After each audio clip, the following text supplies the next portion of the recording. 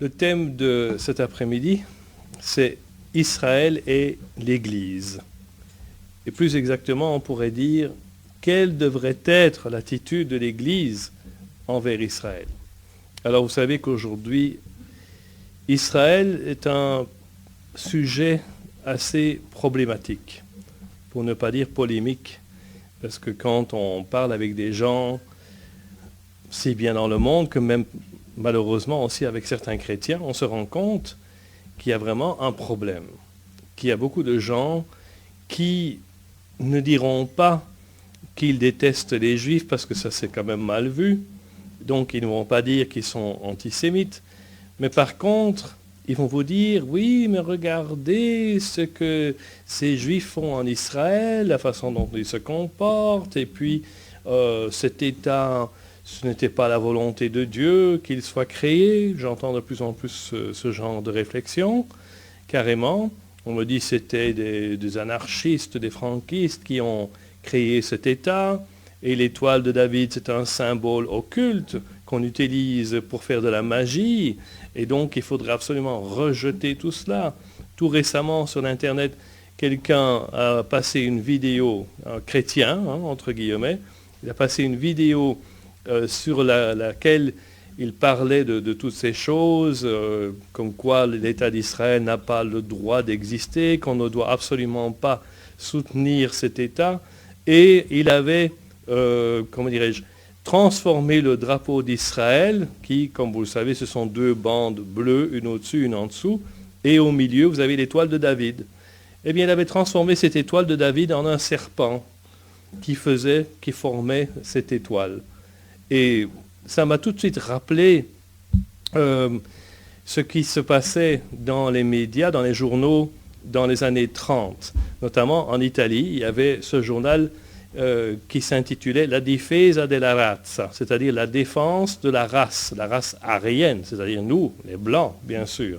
Et ils avaient mis comme illustration sur la page, la couverture de ce journal, quelqu'un qui tenait 4 serpents, et ces 4 serpents formaient entre eux l'étoile de David.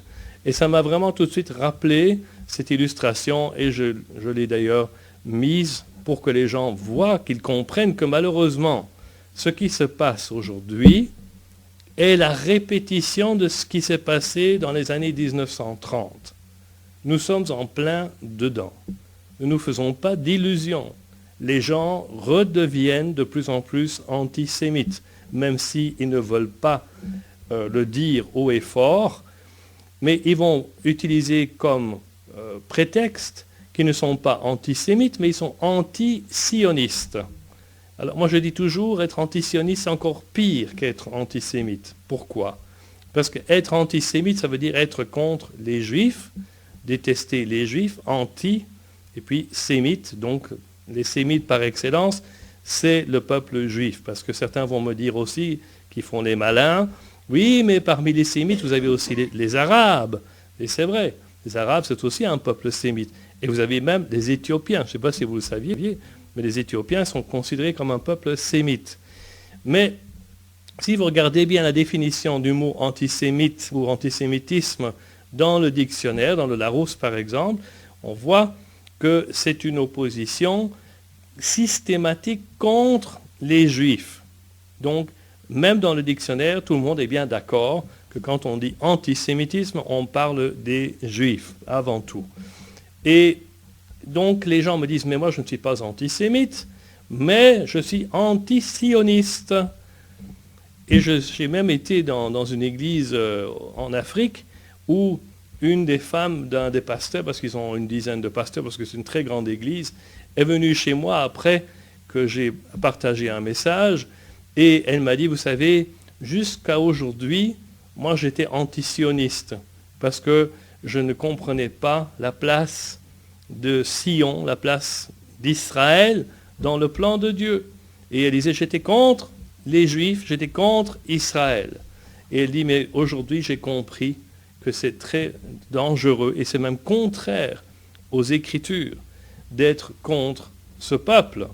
D'ailleurs, nous n'avons pas le droit, je vous le signale, je fais une parenthèse, nous n'avons pas le droit d'être contre un peuple quelconque. La Bible dit clairement, tu aimeras le Seigneur ton Dieu de tout ton cœur et tu aimeras ton prochain comme toi-même. Et dans le prochain, il y a toutes les races de la terre qui sont réunies, que ce soit les Juifs, les Arabes, les Africains, les Chinois, tout ce que vous voulez.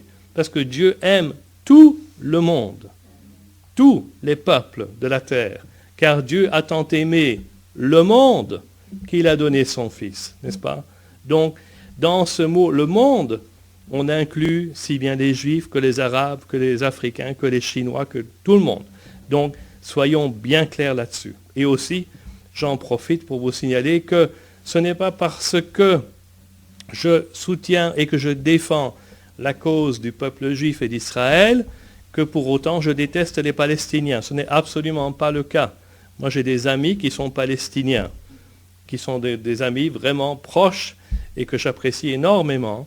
Et je dois vous dire que c'est ridicule que malheureusement, parfois des gens, quand ils m'entendent parler d'Israël, se disent « alors, vous êtes contre les Palestiniens ». Je dis « mais absolument pas, ça n'a rien à voir ».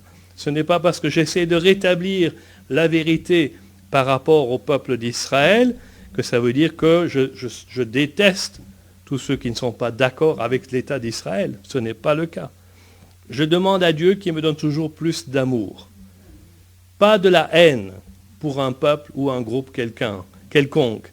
Je dis, Seigneur, donne-moi plus de ton amour, parce que c'est ce dont nous avons besoin, surtout dans notre monde, où malheureusement il y a de plus en plus de haine qui est répandue, et dans tous les milieux, malheureusement. Donc il faut qu'on soit bien au clair là-dessus. Je reviens au terme antisioniste. Pourquoi est-ce que j'ai dit que c'est encore plus grave d'être antisioniste que d'être antisémite? Tout simplement parce que quand on parle du sionisme, on parle de quoi? On parle du retour des Juifs à Sion, n'est-ce pas? Quand on pense au sionisme, à quoi est-ce qu'on pense? On pense à ces Juifs qui sont venus se réinstaller en terre d'Israël. Donc, on parle quand même bien des Juifs. Donc on ne peut pas dire que l'antisionisme, ça ne concerne pas les Juifs. Oui, ça les concerne directement. Donc on est quand même contre les Juifs. On est d'accord? Et en plus, on est encore plus grave. On est contre le plan de Dieu pour les Juifs. Parce que dans la Bible, il est écrit des dizaines de fois, si pas des centaines, « Mon peuple retournera à Sion avec des chants d'allégresse, etc. » Vous connaissez ces passages. Le mot Sion est mentionné 152 fois dans la Bible et aussi dans le Nouveau Testament à propos. Je vais déjà vous citer un verset dans Romains chapitre 11 et verset 26. L'apôtre Paul dit ceci. « Et ainsi, tout Israël sera sauvé, comme il est écrit, le libérateur viendra de Sion. » Pas de Rome, hein? Pas de Washington, pas de Jodogne ni de Charleroi. Le libérateur, Jésus, Yeshua, leur Messie, viendra de Sion. Alors s'il y a des chrétiens qui sont anti-sionistes, moi je ne sais pas d'où leur libérateur viendra, mais ça il faudra qu'ils cherchent un petit peu pour essayer de le trouver. Il viendra peut-être d'un autre endroit que je préfère ne même pas penser ou imaginer. Bref, vous voyez directement que notre façon de penser par rapport à ce peuple, le peuple juif, et même à ce pays d'Israël, a un impact sur notre relation avec Dieu et la façon dont nous concevons qui est Dieu. Est-ce que vous comprenez ce que je veux dire? La façon dont nous regardons le peuple juif aujourd'hui et le pays d'Israël va avoir un impact sur notre relation et sur la façon dont nous concevons Dieu dans notre vie, et même Jésus. Qui est Jésus finalement? Est-ce que Jésus est le Dieu des chrétiens, que les chrétiens ont inventé, un nouveau Dieu qu'ils se sont fait? Parce que vous savez, dans la Bible, il est écrit « Et Dieu créa l'homme à son image ». Mais je dis bien des fois, on a inversé les versets et on a plutôt dit « Et l'homme créa Dieu à son image ». Parce que ça nous convient beaucoup mieux, n'est-ce pas, de faire un Dieu qui est quelqu'un qui nous convient, qui suit un peu nos directives, parce qu'on aime bien lui dire, tu sais, je veux bien que tu me dises ce que je dois faire, mais il ne faut quand même pas trop exagérer. Alors je vais t'expliquer comment moi je fonctionne. Et basé là-dessus, alors tu vas devoir t'adapter. N'est-ce pas? On a parfois un petit peu cette attitude-là aussi. Ou alors, vous savez, il y a le Dieu distributeur automatique, hein, moi j'appelle ça. C'est-à-dire, Seigneur, aujourd'hui, j'ai besoin de 1000 euros parce que je dois payer une facture. Alors je pousse sur le bouton 1000 euros et il faut que les 1000 euros tombent dans la caisse immédiatement. Et demain matin, je sais que je vais devoir aller chez le médecin parce que je ne me sens pas trop bien. Là, j'ai besoin du bouton guérison. Merci Seigneur, la guérison tombe dans le panier, etc. Vous voyez, Dieu est devenu un distributeur automatique pour pas mal de gens. C'est pas ça. Dieu n'est pas comme cela, ce n'est pas un distributeur automatique. Dieu est souverain. C'est lui qui a créé.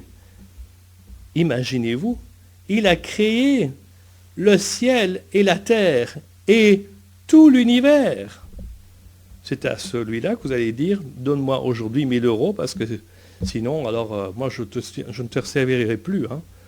Je ne serai pas d'accord de continuer avec toi parce que si tu ne te plies pas à mes exigences, si tu ne réponds pas à ma prière comme je te le dis que tu dois le faire, alors c'est fini. Moi, je me retire et je ne veux plus entendre parler de quoi que ce soit. Vous savez qu'il y a des chrétiens qui fonctionnent comme ça. Hein? C'est pas de la blague. Et eux, ils disent au Seigneur, tu es Seigneur, oui, oui Seigneur, mais en réalité, c'est eux le Seigneur. C'est eux qui décident. Est-ce que Dieu est vraiment souverain dans ma vie ou bien c'est moi qui lui impose mes convictions et ce que je veux? Déjà une bonne question qu'on peut se poser. Eh bien, retournons à notre thème de cet après-midi.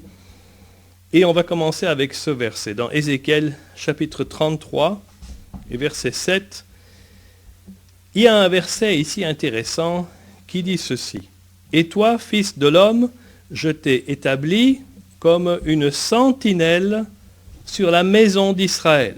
Tu dois écouter la parole qui sort de ma bouche et les avertir de ma part. » Je répète, « Et toi, fils de l'homme, je t'ai établi comme sentinelle sur la maison d'Israël. » Combien de chrétiens aujourd'hui ont compris que nous, en tant que chrétiens, sommes appelés à être une sentinelle pour le peuple d'Israël? Combien le comprennent? À mon avis, très très peu. Mais qu'est-ce que c'est qu'une sentinelle? Parce que ce n'est pas qu'un métier qu'on exerce encore aujourd'hui.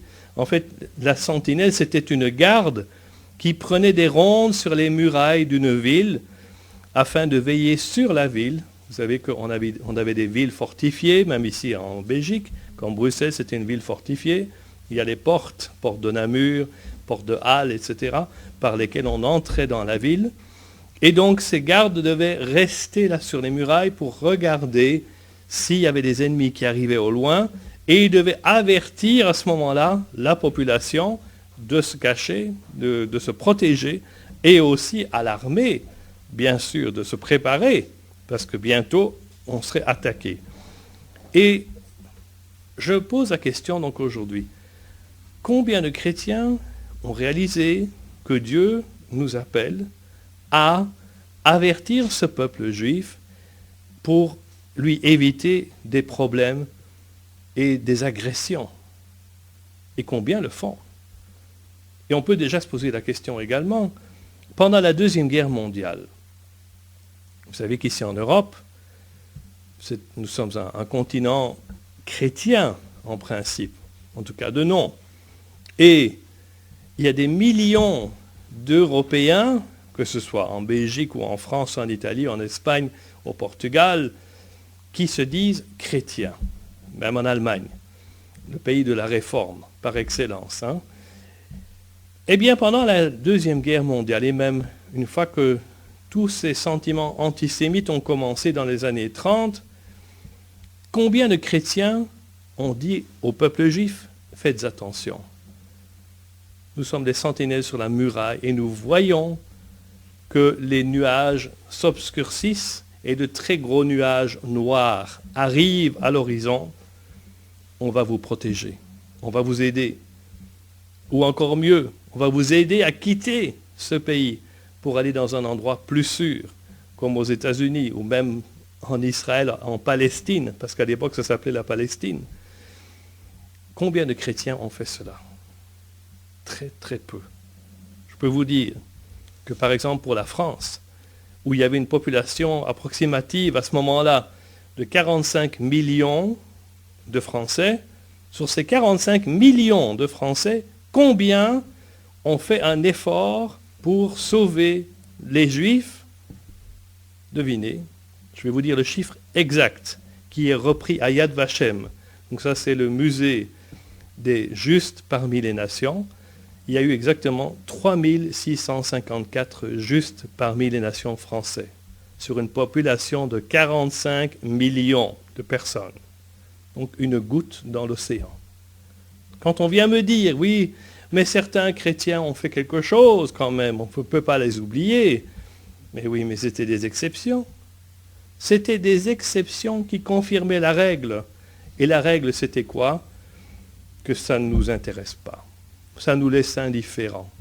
Ou même, dans certains cas, certains chrétiens ont même collaboré pour trahir certaines personnes, certains juifs, et pour faire en sorte qu'ils soient déportés. Pourquoi est-ce qu'ils ont fait cela? Parce que c'était de la concurrence pour leurs affaires. Par exemple, quelqu'un qui avait un magasin de chaussures, et à côté de chez lui, il y avait un autre magasin de chaussures qui était tenu par un juif, eh bien, il s'est dit, quand ce juif-là, il partira en camp de concentration, bon débarras, hein, parce que moi, je n'aurai plus mon concurrent à côté de chez moi. Ça, malheureusement, c'est exactement ce qui s'est passé. Ne vous faites pas d'illusions. Le cœur de l'homme est tortueux par-dessus tout. C'est ce que la parole de Dieu déclare. Et qui le connaîtra? Quel sentiment ai-je dans mon cœur véritablement pour les Juifs? Est-ce qu'il me dérange ou est-ce qu'il me laisse indifférent? Ou est-ce que j'ai de la compassion pour ce peuple, comme je dois en avoir pour tous les peuples, mais en particulier pour celui-là? Et je vais expliquer pourquoi dans un instant. L'indifférence. Beaucoup de gens diront, moi j'ai rien contre les Juifs, mais vous savez, ça me laisse indifférent. Bon, tout d'abord, en tant que chrétien, je suis toujours étonné d'entendre ce genre de réflexion, parce que je me dis, vous savez, si vous lisez ce même bouquin que moi je lis tous les jours, vous l'ouvrez sur n'importe quelle page, et de quoi est-ce qu'il est parlé? Des Juifs et d'Israël. Et tous les gens qui ont écrit ces livres, c'était des Juifs en plus. Il n'a presque pas une page dans la Bible sur laquelle il n'est pas écrit soit le mot juif ou Israël ou Jérusalem. Et comment se fait-il que ça nous laisserait alors indifférents, ce sujet? On ne doit pas lire le même bouquin, à mon avis. Ce n'est pas possible. Vous lisez peut-être un bouquin sur les exploits de Bouddha, je ne sais pas moi, ou Tintin au Tibet, qu'est-ce que j'en sais? Mais pas ça, pas celui-ci. Parce que, vous savez, tous les prophètes qui sont mentionnés, qui ont parlé dans ce livre, étaient juifs. Tous les apôtres qui ont marché avec Jésus étaient juifs. Tous les disciples étaient juifs.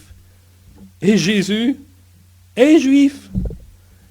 J'ai bien dit est juif, parce que d'abord il est toujours vivant, n'est-ce pas? Et en plus, il est écrit que Jésus-Christ est le même hier, aujourd'hui et éternellement. C'est-à-dire qu'il n'a jamais changé d'identité. Jésus est venu en tant que Messie d'Israël, il est venu en tant que roi des Juifs, et il n'a jamais renié son peuple ou son pays. Jamais. Il est né en Israël, il a vécu en Israël, il a grandi en Israël, il a exercé tout son ministère en Israël, il est mort en Israël, il est ressuscité en Israël, et vous savez quoi? Il revient en Israël. Exactement. Étonnant quand même que certains chrétiens me disent les Juifs et Israël, ça me laisse indifférent. Alors je ne comprends pas quel bouquin ils lisent ou quelle philosophie ils ont adopté. Parce que si ce peuple juif et Israël dont on parle constamment dans ce bouquin, les liens indifférents, alors vraiment, ça me dépasse. Là, vraiment, je ne comprends pas. Mais donc, nous avons été appelés à être des sentinelles pour avertir ce peuple, c'est-à-dire qu'on travaille pour eux quelque part. Puisque une sentinelle, elle travaille pour la protection du pays et de la ville qu'ils ont sous leur responsabilité. Est-ce que nous faisons cela par rapport à Israël, par rapport au peuple juif? Même le peuple juif dans notre pays, par exemple. Vous savez qu'ici en Belgique, on a à peu près 40 000 juifs dans ce pays. La France est le pays en Europe qui a le plus grand nombre de juifs, c'est-à-dire à peu près 500 000. Mais ils ont aussi le plus grand nombre de musulmans, plus de 5 millions, 10 fois plus.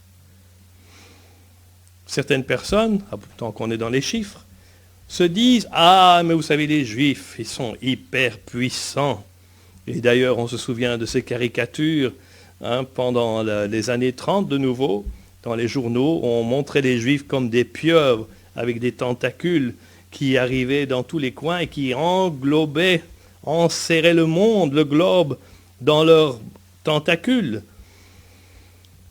Donc on se dit, ces Juifs, ils sont tout puissants.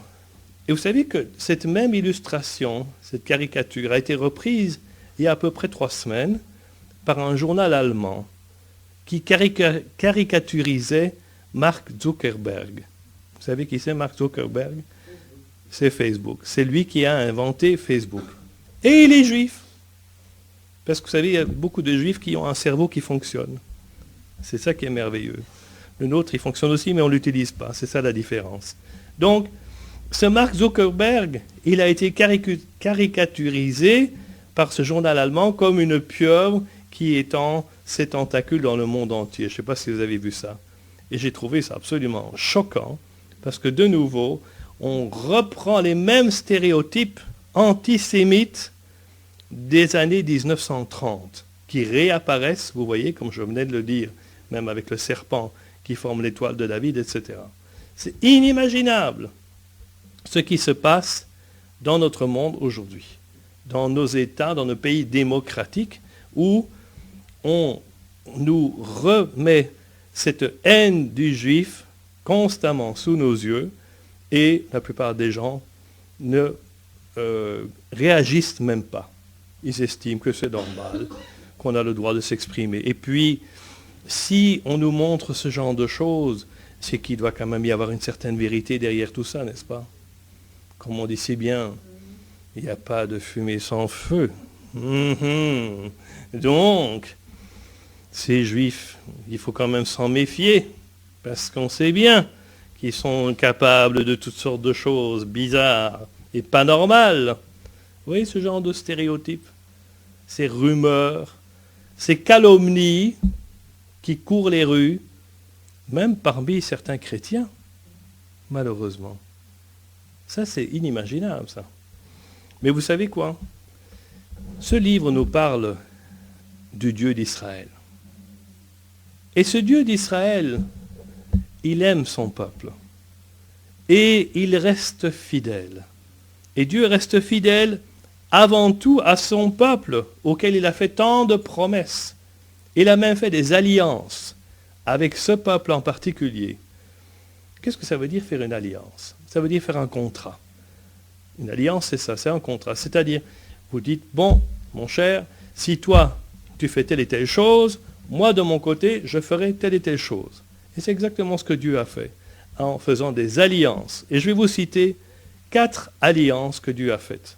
La première avec Noé, dans Genèse, chapitre 9 et verset 16, Dieu dit ceci, « L'arc en ciel sera le signe de l'alliance perpétuelle entre moi et vous. » Certains chrétiens pensent que les alliances de Dieu sont terminées avec le Nouveau Testament. Mais alors dites-moi, qu'est-ce que c'est que cet arc-en-ciel qu'on voit encore aujourd'hui? Qu'est-ce que c'est que ça? C'est un effet de lumière que les sociétés qui ont des lampes spéciales ont créé? Mais non. C'est toujours le signe de l'alliance de Dieu avec Noé. Imaginez-vous qu'on remonte très très loin. D'accord? Deuxième alliance avec Abraham, dans Genèse, chapitre 17 et verset 7, Dieu dit ceci à Abraham. Mon alliance sera une alliance perpétuelle. Qu'est-ce que ça veut dire perpétuelle? Qui n'a pas de fin, éternelle. Est-ce qu'on est encore dans le perpétuel? Bien entendu. L'alliance de Dieu avec Abraham est perpétuelle, c'est-à-dire qu'elle est encore valable aujourd'hui et pour l'éternité. Troisième alliance avec Moïse, dans Exode chapitre 34 et verset 27.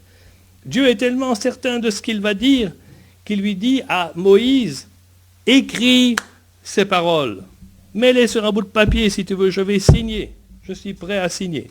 Écris ces paroles, car c'est conformément à elles, à ces paroles, que je conclus une alliance avec toi et avec Israël. Est-ce que vous pensez que les alliances que Dieu a faites avec Moïse, à travers Moïse, pour Israël, sont toujours valables? Mais c'est clair, absolument. Et quatrième alliance, avec David, il dit ceci dans 2 Chroniques, chapitre 13 et verset 5. L'Éternel, le Dieu d'Israël, a donné pour toujours. Qu'est-ce que ça veut dire pour toujours? Pour toujours. D'accord? Il a donné à David pour toujours la royauté sur Israël, à lui et à ses fils, par une alliance inviolable. Inviolable, ça veut dire qu'on ne peut pas la violer, on ne peut pas la changer, on ne peut pas l'annuler. Elle est toujours valable. Dieu dit à David, l'Éternel, le Dieu d'Israël, a donné pour toujours à David la royauté sur Israël, à lui et à ses fils. Vous allez me dire, oui, mais attendez, parce qu'aujourd'hui, l'État d'Israël, ce n'est pas un royaume. Ce n'est pas le royaume d'Israël. C'est une république, pratiquement, avec un président. Donc, il n'y a pas de roi en Israël. Ah. Mais qui est le fils de David? Celui qui est venu, et sur la tête, au-dessus de la tête duquel il y avait un panneau écrit en 3 langues, pour que tout le monde comprenne. Yeshua Hanotzri Vemelech HaYehudim, en hébreu, Jésus de Nazareth, roi des Juifs. Pour toujours. Depuis toujours et pour toujours. Roi des Juifs. Parce que vous savez qu'un jour, il va revenir et il va installer son trône, finalement, à Jérusalem. La Bible est claire sur ces choses.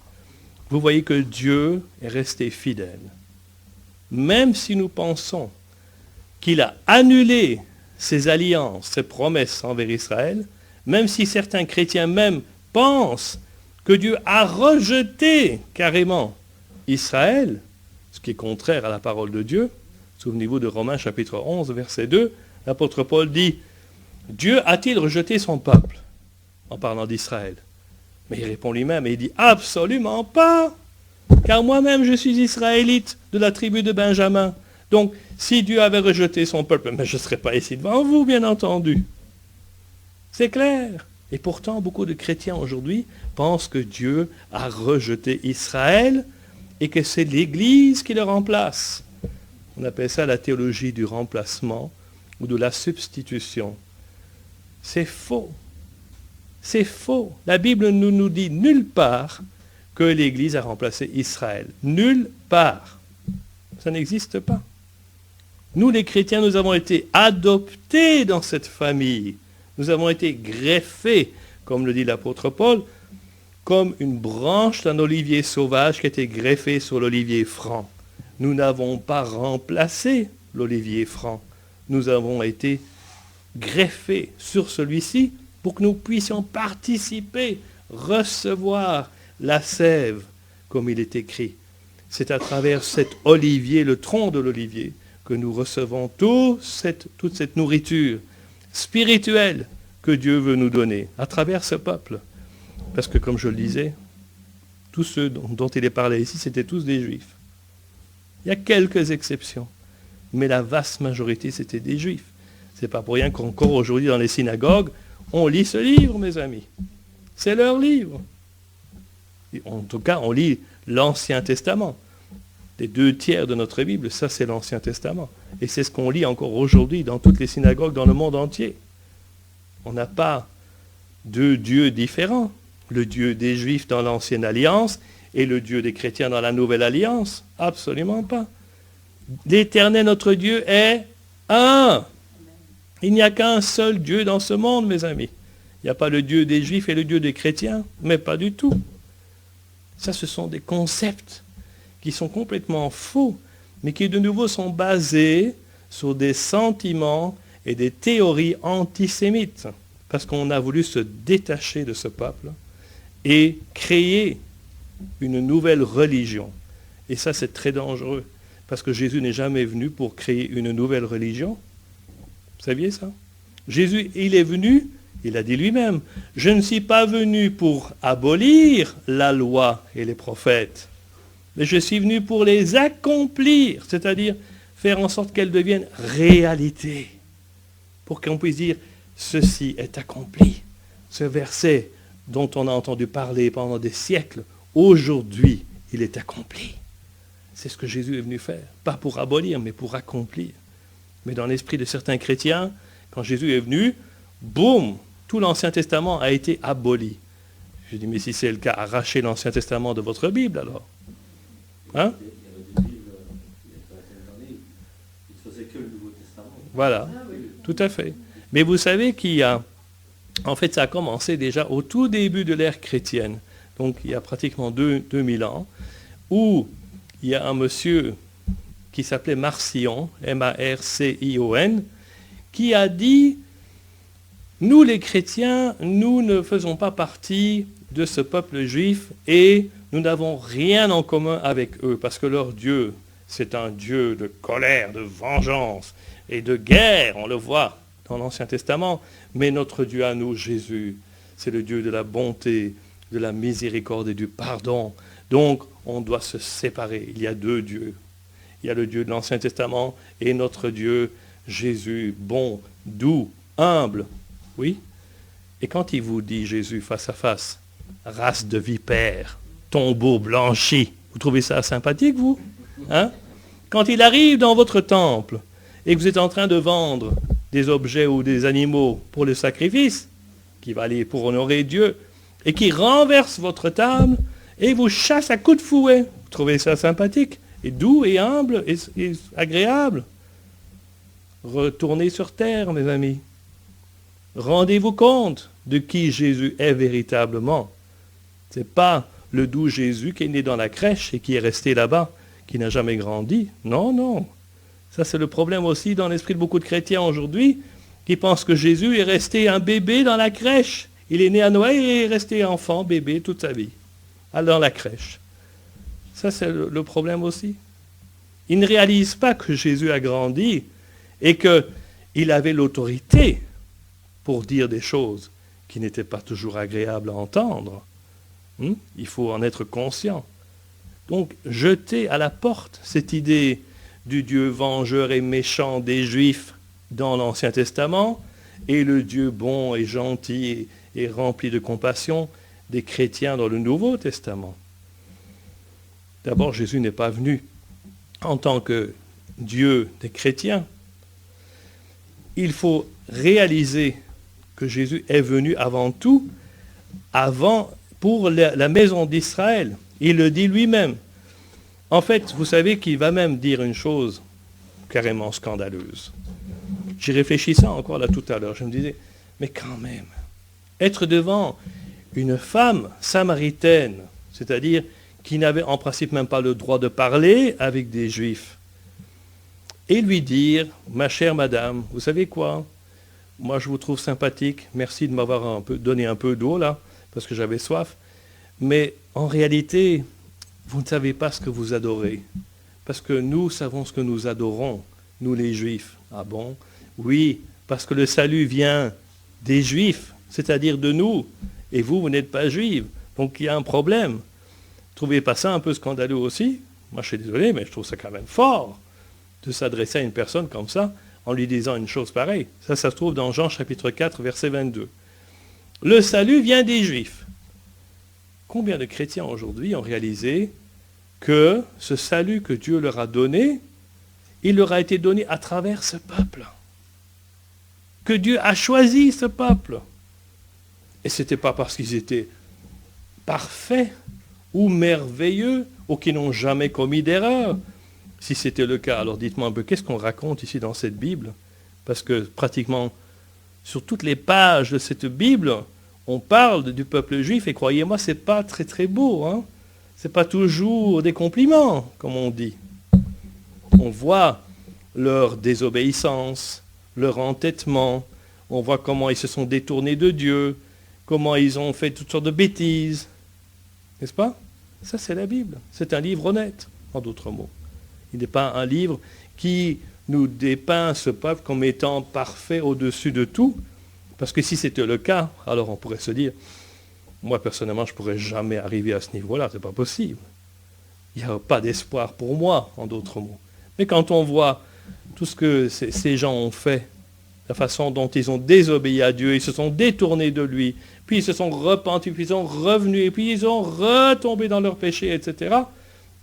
On se dit, ben ça c'est comme moi. Moi je suis comme David, ou moi je suis comme Saül, ou moi je suis comme Salomon, ou moi je suis comme, peu importe, celui que vous voulez trouver.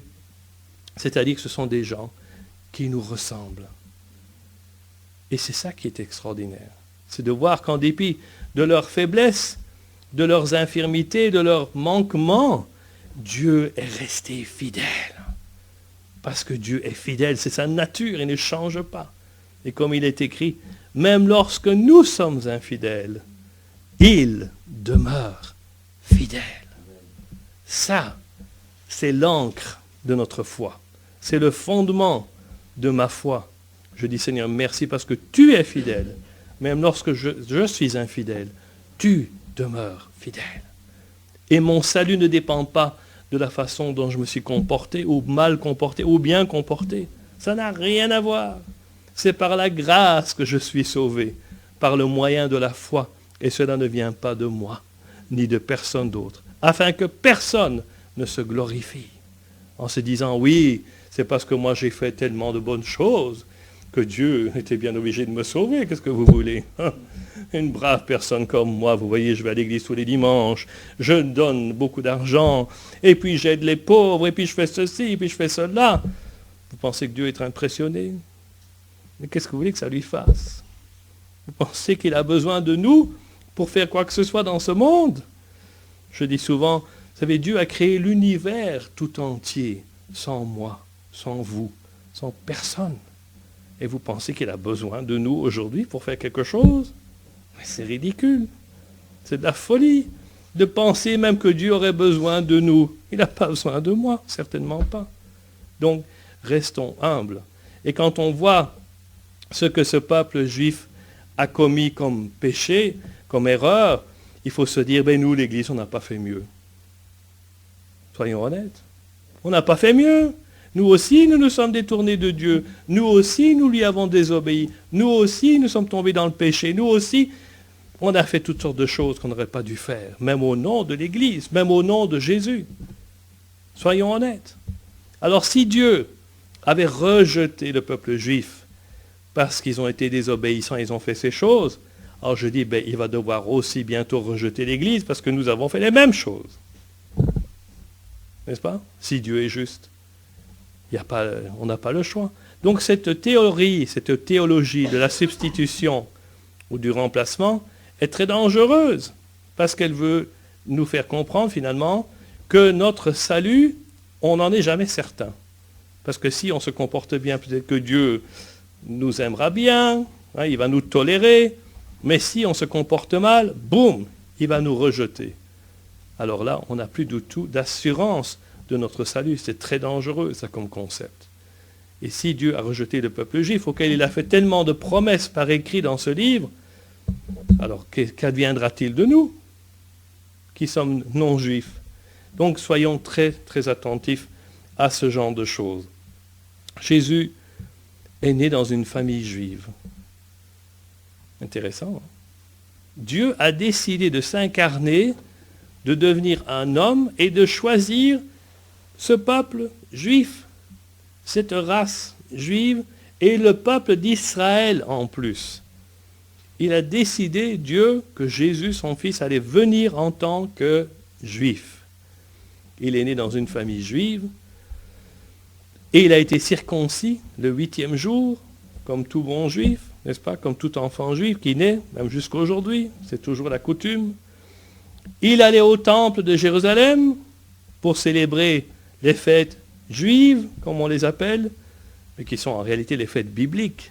Parce que je ne sais pas si vous réalisez, mais les fêtes juives dont on parle, les 3 plus grandes, c'est Pessah, la Pâque, Shavuot, Pentecôte, 50 jours plus tard, et Sukkot, qui est la fête des tabernacles. Ça, ce sont les 3 fêtes de pèlerinage pour lesquelles il fallait monter à Jérusalem. Tous les hommes devaient monter à Jérusalem 3 fois par an. C'est ce qui est écrit dans la Bible. Alors, Jésus a fait ces choses. Il montait à Jérusalem pour célébrer ces fêtes juives, entre guillemets, qui sont en réalité les fêtes de l'Éternel, parce que ce ne sont pas les Juifs qui ont inventé ces fêtes. Hein. Ce n'est pas si vous l'avez jamais réalisé. Ce n'est pas David Ben Gurion qui a décidé un jour, on va célébrer les fêtes juives.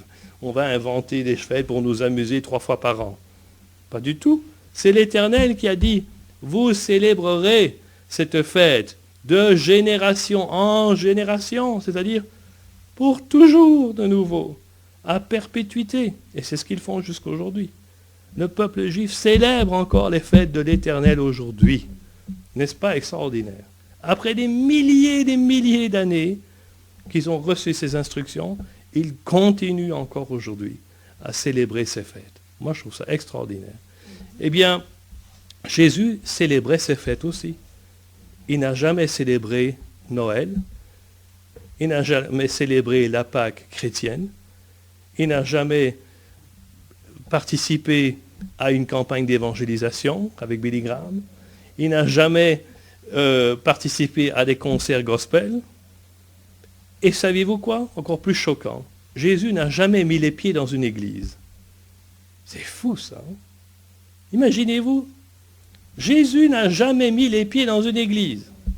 Mais tout d'abord, il n'y avait pas d'église à l'époque. Ça n'existait même pas. Donc, il n'aurait même pas pu y aller, même s'il avait voulu. En plus, où est-ce qu'il allait pour célébrer son Dieu, le louer et l'adorer? Il allait au temple de Jérusalem et aussi dans les synagogues. On le voit notamment dans l'évangile de Luc, que Jésus se rendait à la synagogue de Nazareth, par exemple. C'est là qu'il a ouvert le manuscrit, qui s'ouvrait comme ceci, parce que c'était un rouleau.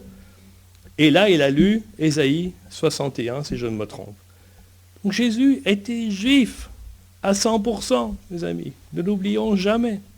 Et comme je l'ai dit tout à l'heure, il est resté juif parce qu'il ne change pas. Il n'a jamais renié son peuple et son pays. Donc, on voit l'importance de cela. Si on relit bien la Bible, en enlevant nos lunettes teintées en rose évangélique, à ce moment-là, on peut voir qui était véritablement Jésus. Dans quel milieu il a grandi. Dans quel pays il a grandi. Quelles étaient les fêtes qu'il célébrait, etc.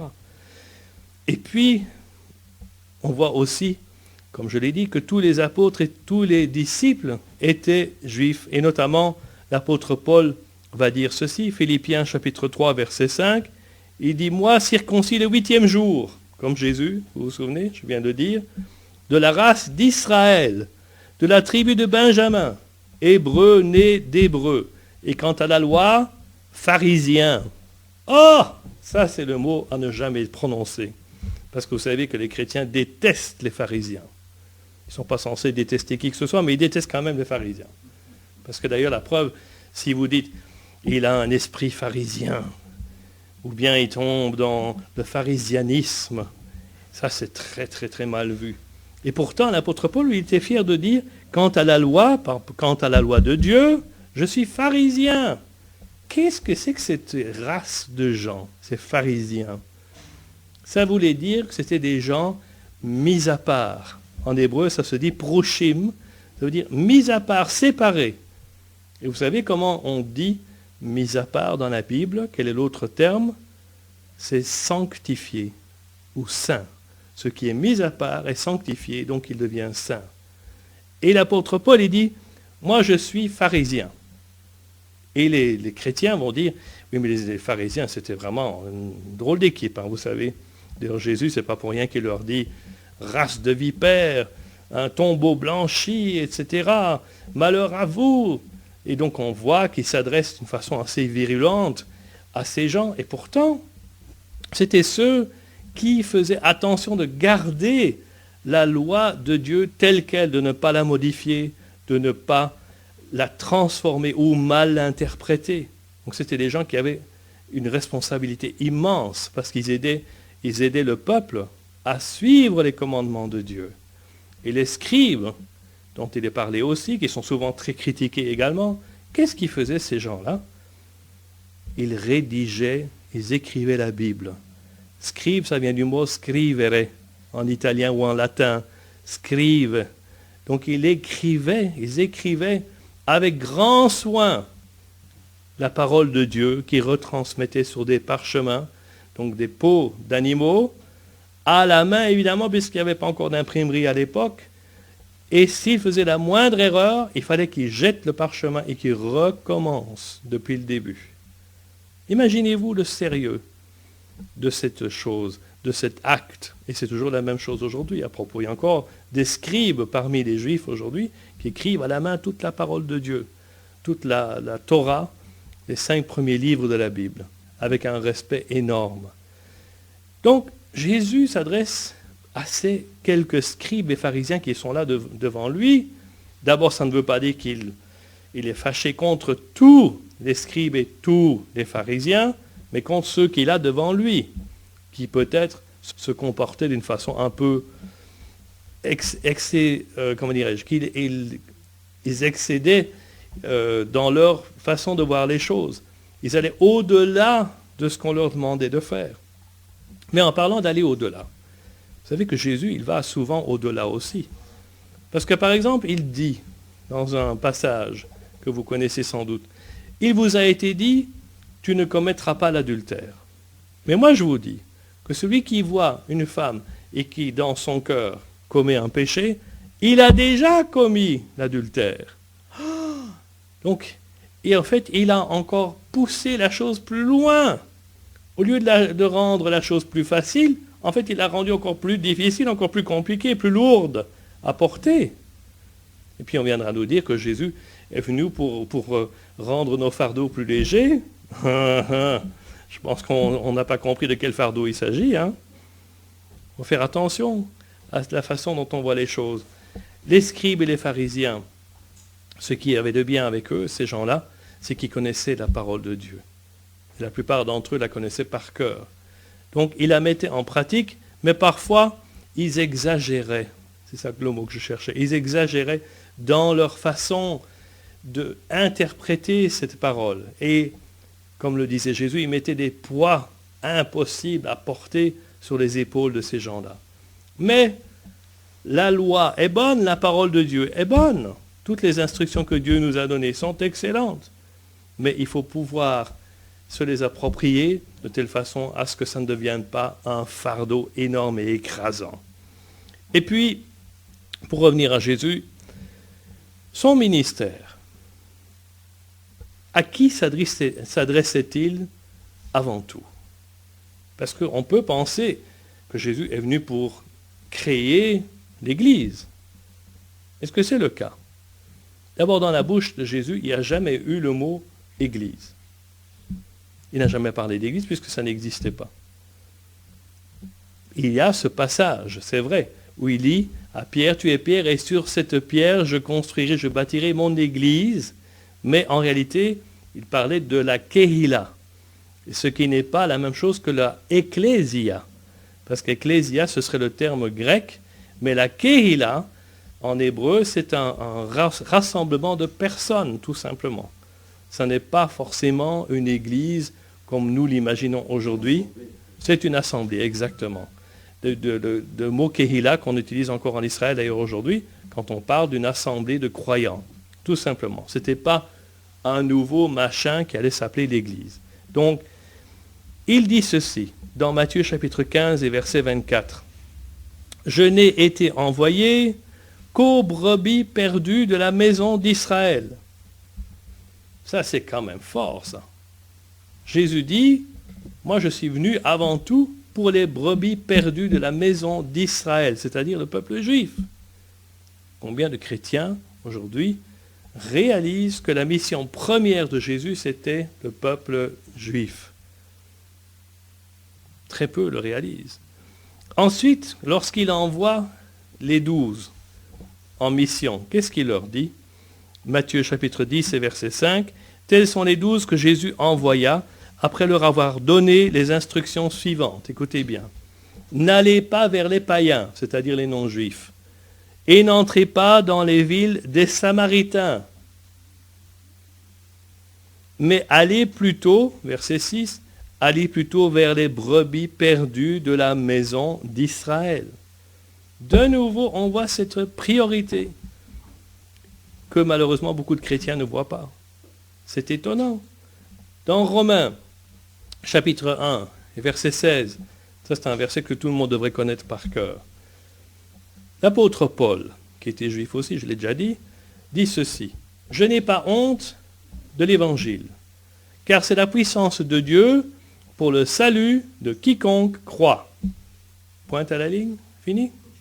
Ah non, ça ce n'est que la première partie du verset. Vous savez, je vois souvent, par exemple sur Internet ou dans des petites brochures comme ça, la moitié de ce verset.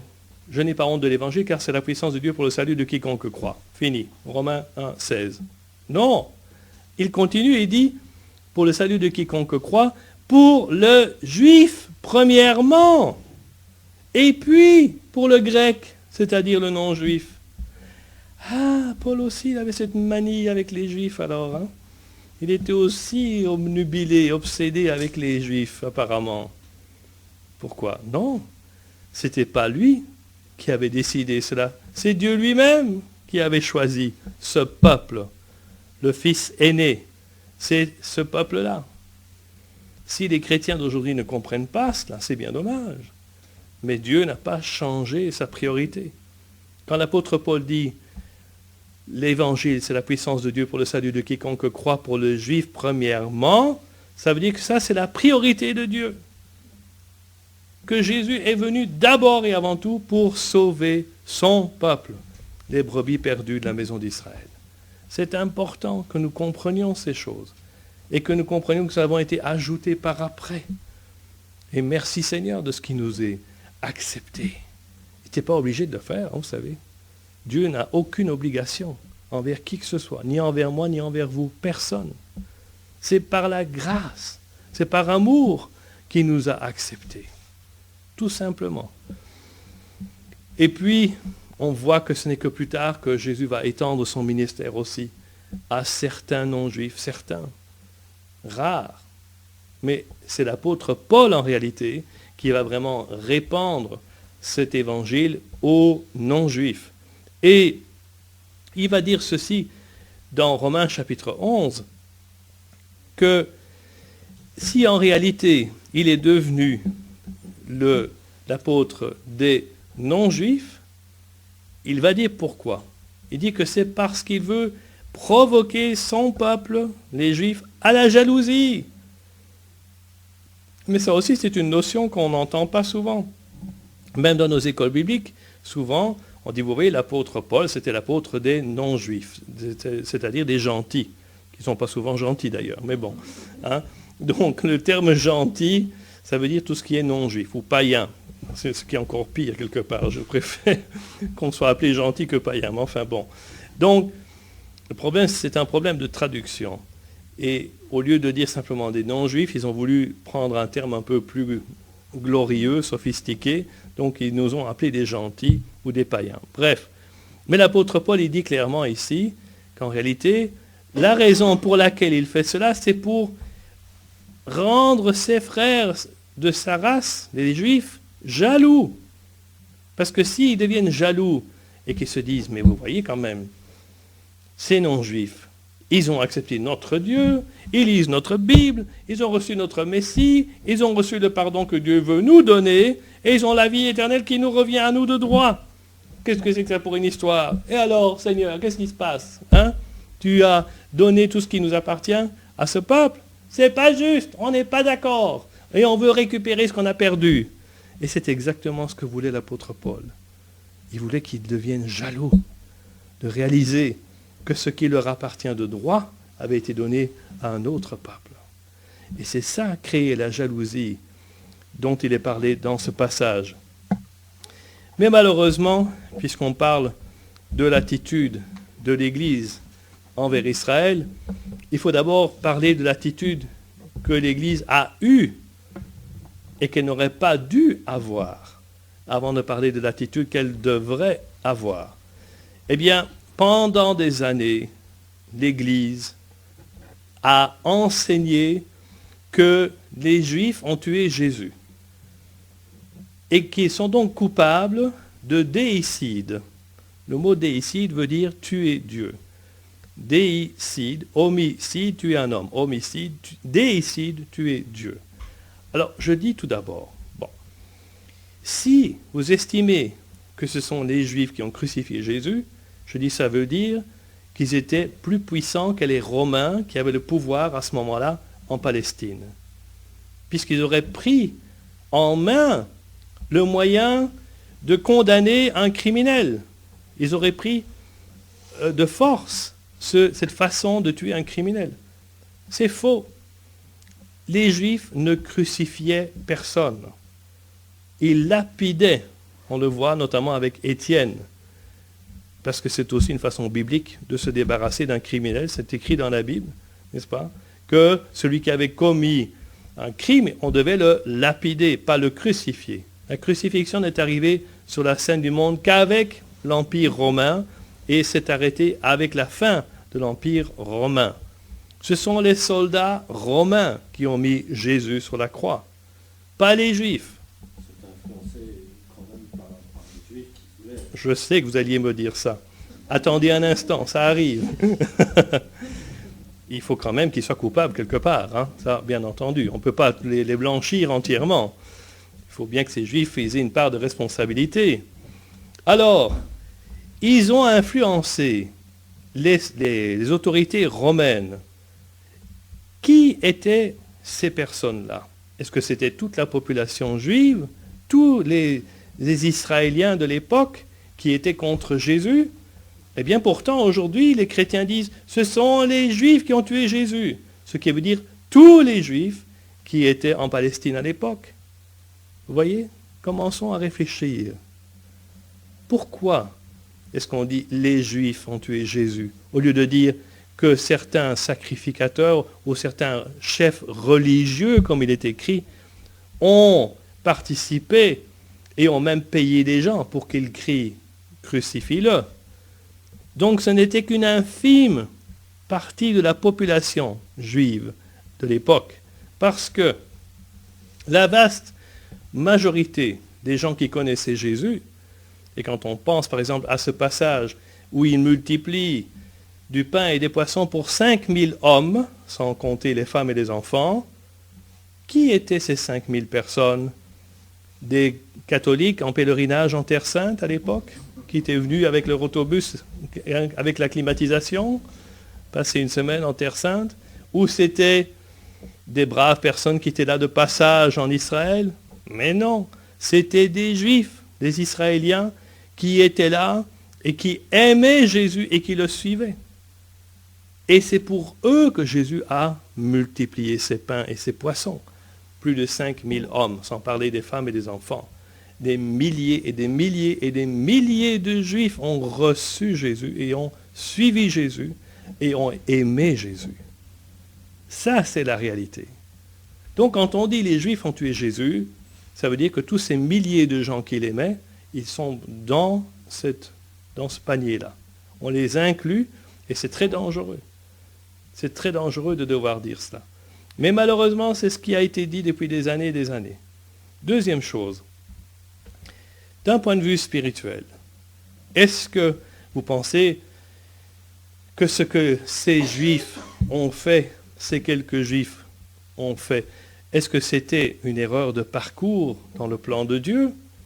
Parce que tout à coup, ces méchants Juifs sont parvenus à influencer les autorités romaines en leur disant « crucifie-le ».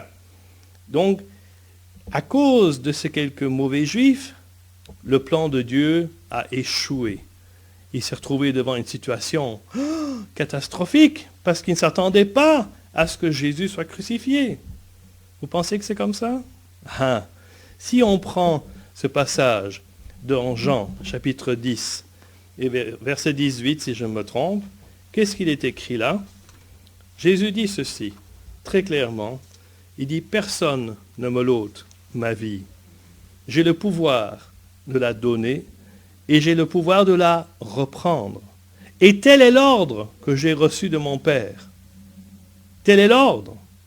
On voit que Jésus n'était pas étonné ou choqué ou terrorisé à l'idée de devoir aller sur la croix. Bien sûr, il aurait préféré que cette coupe passe de lui, comme on le voit quand il prie dans le jardin de Gethsémane. Mais il était conscient que c'était la volonté de Dieu, puisqu'il dit, non pas que ma volonté soit faite, mais la tienne. Il savait qu'il devait passer par là. Pourquoi? Pour nous sauver. Parce qu'en fin de compte, d'un point de vue spirituel, pour qui est-ce que Jésus est mort finalement? Si nous disons que c'est à cause des Juifs qu'il a été tué, alors ça voudrait dire que sa mort était en vain, c'était inutile. Nous sommes tous responsables pour la mort de Jésus. Moi, je suis le premier responsable. Parce que quand nous disons, Seigneur Jésus, je crois que tu as pris ma place sur la croix, ça veut dire que moi, je suis coupable. C'était moi qui aurais dû être sur cette croix. Et donc, ça fait de moi le coupable. Et non pas ces Juifs qui ont crié crucifiez-le. C'est moi le coupable. Parce que Jésus est mort pour moi. Il est mort pour chacun d'entre nous. Il faut qu'on soit bien au clair là-dessus. Arrêtons de dire les Juifs ont crucifié Jésus. C'est faux. C'est nous qui avons crucifié Jésus. Nous et nos péchés. Et ces gens-là, ils ont participé, oui, sans doute, qu'ils étaient influencés par Satan, parce qu'il fallait bien que ça se fasse d'une façon ou d'une autre. Exactement. Parce qu'on ne peut pas culpabiliser non plus aujourd'hui tous les Romains, parce qu'ils ont participé à la crucifixion de Jésus. Pourtant, personne ne le fait. C'est étonnant. C'est vraiment les soldats romains qui ont mis Jésus sur la croix. Personne ne blâme les Romains aujourd'hui. C'est bizarre. Pourquoi? Parce qu'il y a toujours ce fond de haine contre les Juifs qui remonte à la surface. D'une façon ou d'une autre, on va toujours trouver une façon de culpabiliser les Juifs. Pour toutes sortes de situations complètement folles, qui n'ont rien à voir avec eux, mais on parvient toujours à les culpabiliser. Moi, c'est la conclusion à laquelle je suis arrivé.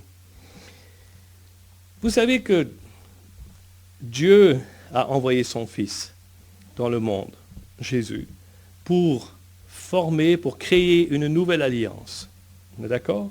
Jésus dit, faites ceci en mémoire de moi, lorsqu'on prend la Sainte Seine, parce que cette coupe représente la nouvelle alliance que j'ai faite en mon sang. Alors, dans ce cadre-là, est-ce que Jésus disait, ça c'est la nouvelle alliance pour les chrétiens, parce qu'elles sont le nouveau peuple que Dieu s'est choisi, avec l'Église, avec nos papes, etc. Ou bien, est-ce qu'il parlait d'autre chose? En fait, quand Jésus dit « ceci est la nouvelle alliance », il fait référence à Jérémie chapitre 31, verset 31. Qu'est-ce qu'il est écrit là? « Voici, les jours viennent, dit l'Éternel, où je ferai avec la maison d'Israël et la maison de Juda, les Judéens, les Juifs, une alliance nouvelle, non comme l'alliance que je traitais avec leur père, le jour où je les saisis par la main pour les faire sortir du pays d'Égypte, alliance qu'ils ont violée, quoique je fusse leur maître, dit l'Éternel, mais voici l'alliance que je ferai avec la maison d'Israël, après ces jours-là, dit l'Éternel, je mettrai ma loi au-dedans d'eux, je l'écrirai dans leur cœur, et je serai leur Dieu, et ils seront mon peuple.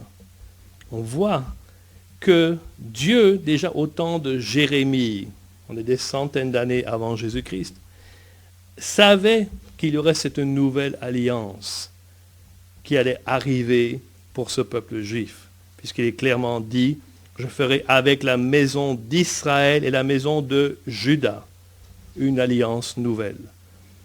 remettons bien les choses en place.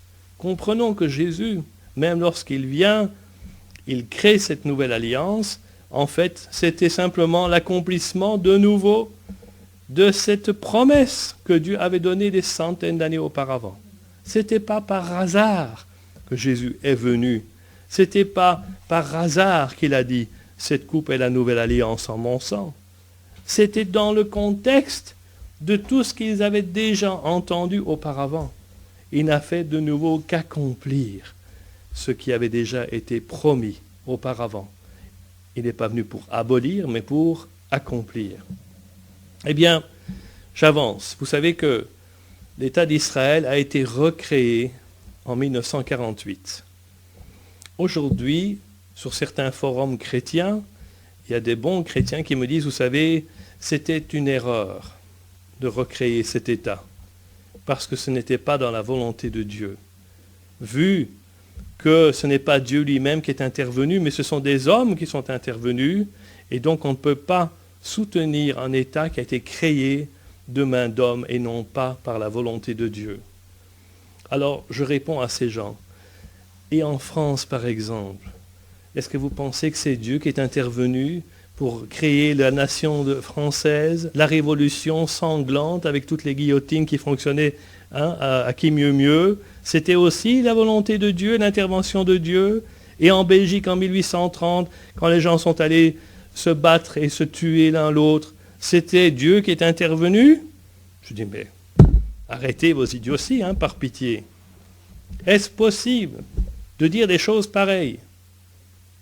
Parce que tout à coup, on parle d'Israël, il faudrait que ce pays-là soit créé par la main de Dieu lui-même et que les hommes ne doivent absolument rien faire. C'est vrai que c'est plus agréable, parce qu'on est tellement fainéants qu'on aimerait autant rester assis dans notre fauteuil et voir Dieu qui est en train de tout faire à notre place, évidemment. Mais on voit bien des fois dans la Bible que Dieu utilise des hommes pour accomplir sa volonté. N'est-ce pas? Combien de fois on ne le voit pas, si bien dans l'Ancien Testament que dans le Nouveau Testament. Alors pourquoi tout à coup l'État d'Israël devrait être une exception? Parce que Dieu n'est pas descendu du ciel en personne, il n'a pas recréé l'État lui-même. Du coup, on me dit que cet État n'a pas le droit d'exister. Voilà le genre d'aberration que j'entends aujourd'hui. Et ça circule sur l'Internet, mes amis, ce n'est pas de la blague. Bon, eh bien, soyons réalistes. Le personnage central qui a été la clé que Dieu a utilisée pour recréer cet État d'Israël, il s'appelait Théodore Herzl. Ce n'était pas un croyant, je vous le dis honnêtement. La Bible est sincère, honnête, et moi je veux l'être aussi. Théodore Herzl n'était pas un croyant. Il ne lisait pas la Bible. Il ne croyait pas en Dieu. Mais en 1894, il est venu en tant que correspondant pour un journal autrichien à Paris. Qu'est-ce qui se passait en 1894? L'affaire Dreyfus. Qu'est-ce que c'est que l'affaire Dreyfus? C'est quand un officier de l'armée française d'origine juive a été faussement accusé d'avoir vendu des secrets d'État aux Allemands. Et du coup, il a été traîné devant les tribunaux et on l'a faussement accusé et condamné à aller vivre à 8000 km de chez lui, sur l'île du diable, mes amis. Oui, ça s'appelait comme ça. Où il était enfermé dans une cabane de 4 mètres sur 4, enchaîné, il ne pouvait voir personne. À des milliers de kilomètres de chez lui, il n'y avait pas de GSM, il n'y avait pas de SMS, il n'y avait pas d'Internet, il n'y avait pas de Skype, il n'y avait pas rien de tout ça, complètement isolé, détaché de sa famille pendant des années. Finalement, on a reconnu qu'on s'était trompé. Mais qu'est-ce que vous voulez? C'est un juif, alors forcément, on était persuadé qu'il était coupable. C'est normal, mettez-vous à notre place. Donc, mais on n'est pas antisémite, vous savez. Non, vraiment pas. Mais bon, vu que c'est un juif, vous savez, la notion que le juif est un État dans l'État, c'est encore une notion qui circule pas mal aujourd'hui. C'est-à-dire que les Juifs, par exemple, ils ne servent pas bien leur nation, parce que ce sont des traîtres. Et si l'État d'Israël était en guerre, ils iraient directement défendre l'État d'Israël. Donc forcément, on ne peut pas compter sur ces gens ici chez nous, parce que s'il y avait une guerre aussi en même temps ici, ils iraient plutôt là-bas en Israël. Mais ils oublient que à travers toutes les guerres, même la Première Guerre mondiale, je ne sais pas si vous avez vu tout récemment, le président des États-Unis est venu en Belgique la semaine passée. Il s'est rendu à Waregem, dans un cimetière militaire américain. Et là, il a commémoré les soldats américains qui étaient venus pour aider à libérer la Belgique entre 1914 et 1918. Eh bien, je ne sais pas si vous avez fait attention, mais parmi toutes les croix des soldats tombés, il y avait beaucoup d'étoiles de David. Et puis on viendra me dire que les Juifs sont des traîtres, qui ne soutiennent pas leur nation, qui ne sont pas prêts à partir au front et même à mourir pour leur nation. Mais c'est un scandale, c'est un mensonge gros comme une maison. Et pourtant, on continue de répandre ce genre de calomnie. Bref, ce fameux Dreyfus, qui était soldat dans l'armée française, on avait pensé la même chose. Il est juif, donc forcément, c'est un traître. Il a été faussement accusé. Mais pendant ce procès, ce Théodore Herzl, je reviens à mon histoire, ce qui était là comme journaliste, comme correspondant pour ce journal autrichien, il s'est dit, vous voyez, nous les Juifs, peu importe depuis combien d'années, depuis combien de siècles on habite dans un pays, on n'est jamais véritablement intégré et on est toujours mal vu. Il faudra absolument que nous ayons notre patrie, notre nation juive quelque part dans ce monde, pour qu'on sache que là, au moins, on est les bienvenus. Il n'y a personne qui va venir nous dire « vous êtes des traîtres » ou ceci ou cela. Et c'est comme ça que l'idée du retour à Sion est née en 1894. Et petit à petit, elle a fait son chemin. Et vous savez, puisque on dit, certains chrétiens disent que vu que ce n'est pas Dieu lui-même qui est intervenu pour recréer cet État, que du coup c'est quelque chose qui n'est pas valable, eh bien saviez-vous qu'il y a un pasteur qui en principe quand même connaît la Bible, au minimum, hein, au moins, et qui connaît Dieu aussi normalement. Donc un pasteur, William Heschler, d'origine allemande, a lu le livre que Theodor Herzl a écrit à ce moment-là, qui s'intitulait Altland, Neuland, ça veut dire en allemand vieux pays, nouveau pays, en parlant d'Israël, bien entendu, ce pays de ses ancêtres qui va devenir un nouveau pays. Et ce pasteur, Heschler, a lu son livre, il a dit, mais ça c'est la réalisation des prophéties dont la Bible nous parle depuis des centaines d'années, qu'un jour ce peuple rentrera à Sion. Il dit, il faut absolument que je rencontre ce Theodor Herzl. Donc il est allé le trouver et il a travaillé avec lui pour qu'il puisse être en contact avec des grands de ce monde, des chefs d'État, etc. Et c'est avec ce pasteur que Theodor Herzl a pu finalement mettre en route ce projet de Sion, du retour à Sion. Je fais une parenthèse aussi concernant nous les Belges. Vous savez qu'il y a beaucoup de rues en Belgique qui portent le nom de Emile van der Velde. Ça vous dit quelque chose? Emile van der Velde, un grand socialiste. Eh bien, ce monsieur Emile van der Velde, il était sioniste avant l'heure, lui aussi. J'ai même écrit un article là-dessus. J'ai fait des recherches. Il est allé en Palestine, parce que ça s'appelait comme ça à l'époque, tout au début des années 1900. Et ce monsieur Emile van der Velde défendait la cause des Juifs et de Sion, d'Israël. Et pourtant, lui, on n'accuse jamais. Il n'y a personne qui dit du mal sur lui parce qu'il aurait été derrière certains sionistes. Donc, ce que je veux vous dire avec tout ça, c'est qu'en 1948, l'État d'Israël n'est pas né, mais l'État d'Israël a été recréé. Parce que l'État d'Israël existait déjà depuis bien longtemps auparavant. Il faut savoir que la ville de Jérusalem a 3000 ans d'âge. Et ça, c'était la capitale que David avait créée pour cet État. Eh bien, c'est une réalité qu'aujourd'hui, l'État d'Israël existe, et de toute évidence, cet État dérange pas mal de monde. Il y en a beaucoup qui voudraient se débarrasser de ce pays, de ce petit État de rien du tout. Vous savez, qu'en chiffres, Israël, c'est minuscule. La Belgique, c'est déjà pas très grand, comme nous le savons, mais Israël est encore plus petit. Je vais vous donner quelques chiffres. La Suisse, qui n'est pas non plus un immense pays, fait 41 000 km². La Belgique, 31 000 km². Israël, 21 000 km². Ça vous donne déjà une idée. Et pourtant, ce tout petit pays de rien du tout dérange, mais alors d'une façon... tous les jours, on voudrait se débarrasser de ce pays.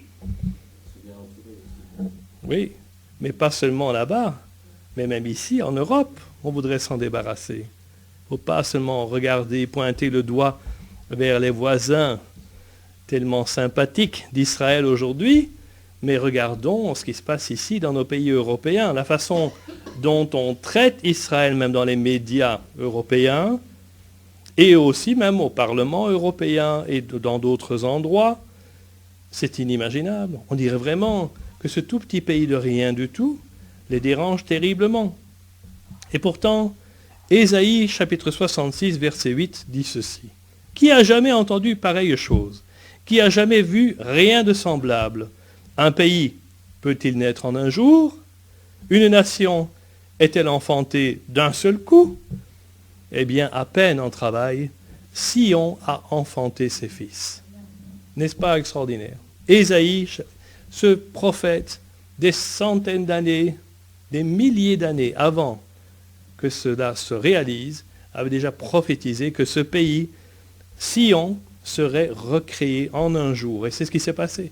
Parce que les nations ont voté avec les Nations Unies, et à la majorité, ils ont dit oui. Heureusement, la Belgique a dit oui aussi. Pour une fois, ils ne se sont pas trompés. Et puis, on voit aussi dans Ézéchiel, chapitre 37, ce qui va se passer. Si nous nous intéressons véritablement à la Bible et au plan de Dieu pour l'humanité, nous devons savoir que Ézéchiel chapitre 37, c'est quoi? C'est la vallée des ossements desséchés. Et là, on voit, je vais prendre ce passage rapidement, on voit la réalité de ce qui s'est passé et de ce qui va encore se passer. Parce que vous savez que la Bible nous parle non seulement du passé, mais aussi du présent, et bien souvent aussi même de l'avenir.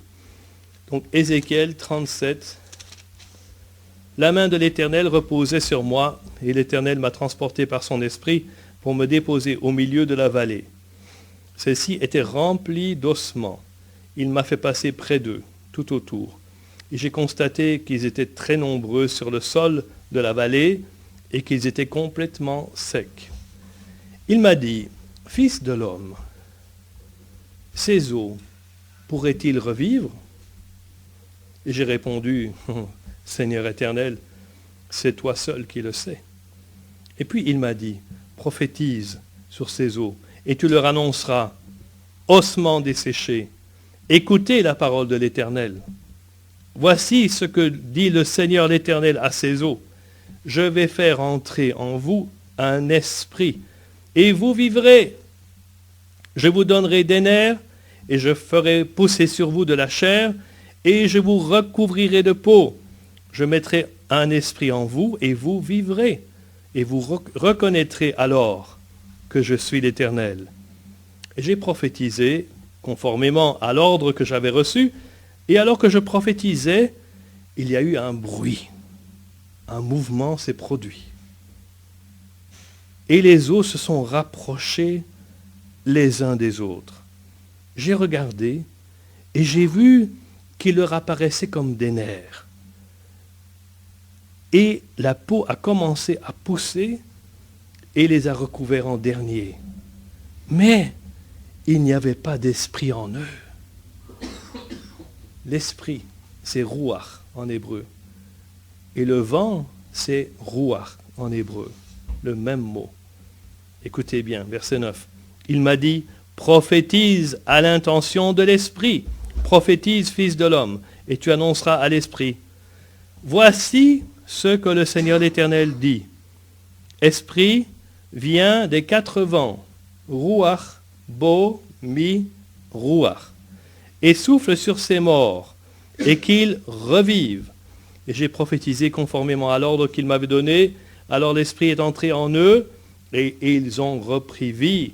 Et puis ils se sont tenus sur leurs pieds. C'était une armée nombreuse, très nombreuse.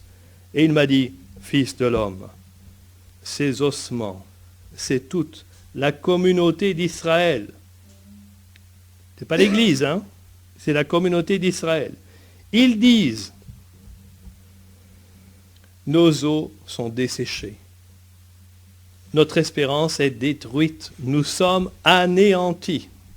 Ça ne vous rappelle pas, quand ils sont sortis des camps de concentration à la fin de la guerre, 6 millions d'entre eux ont été exterminés, dont plus d'1,5 million d'enfants.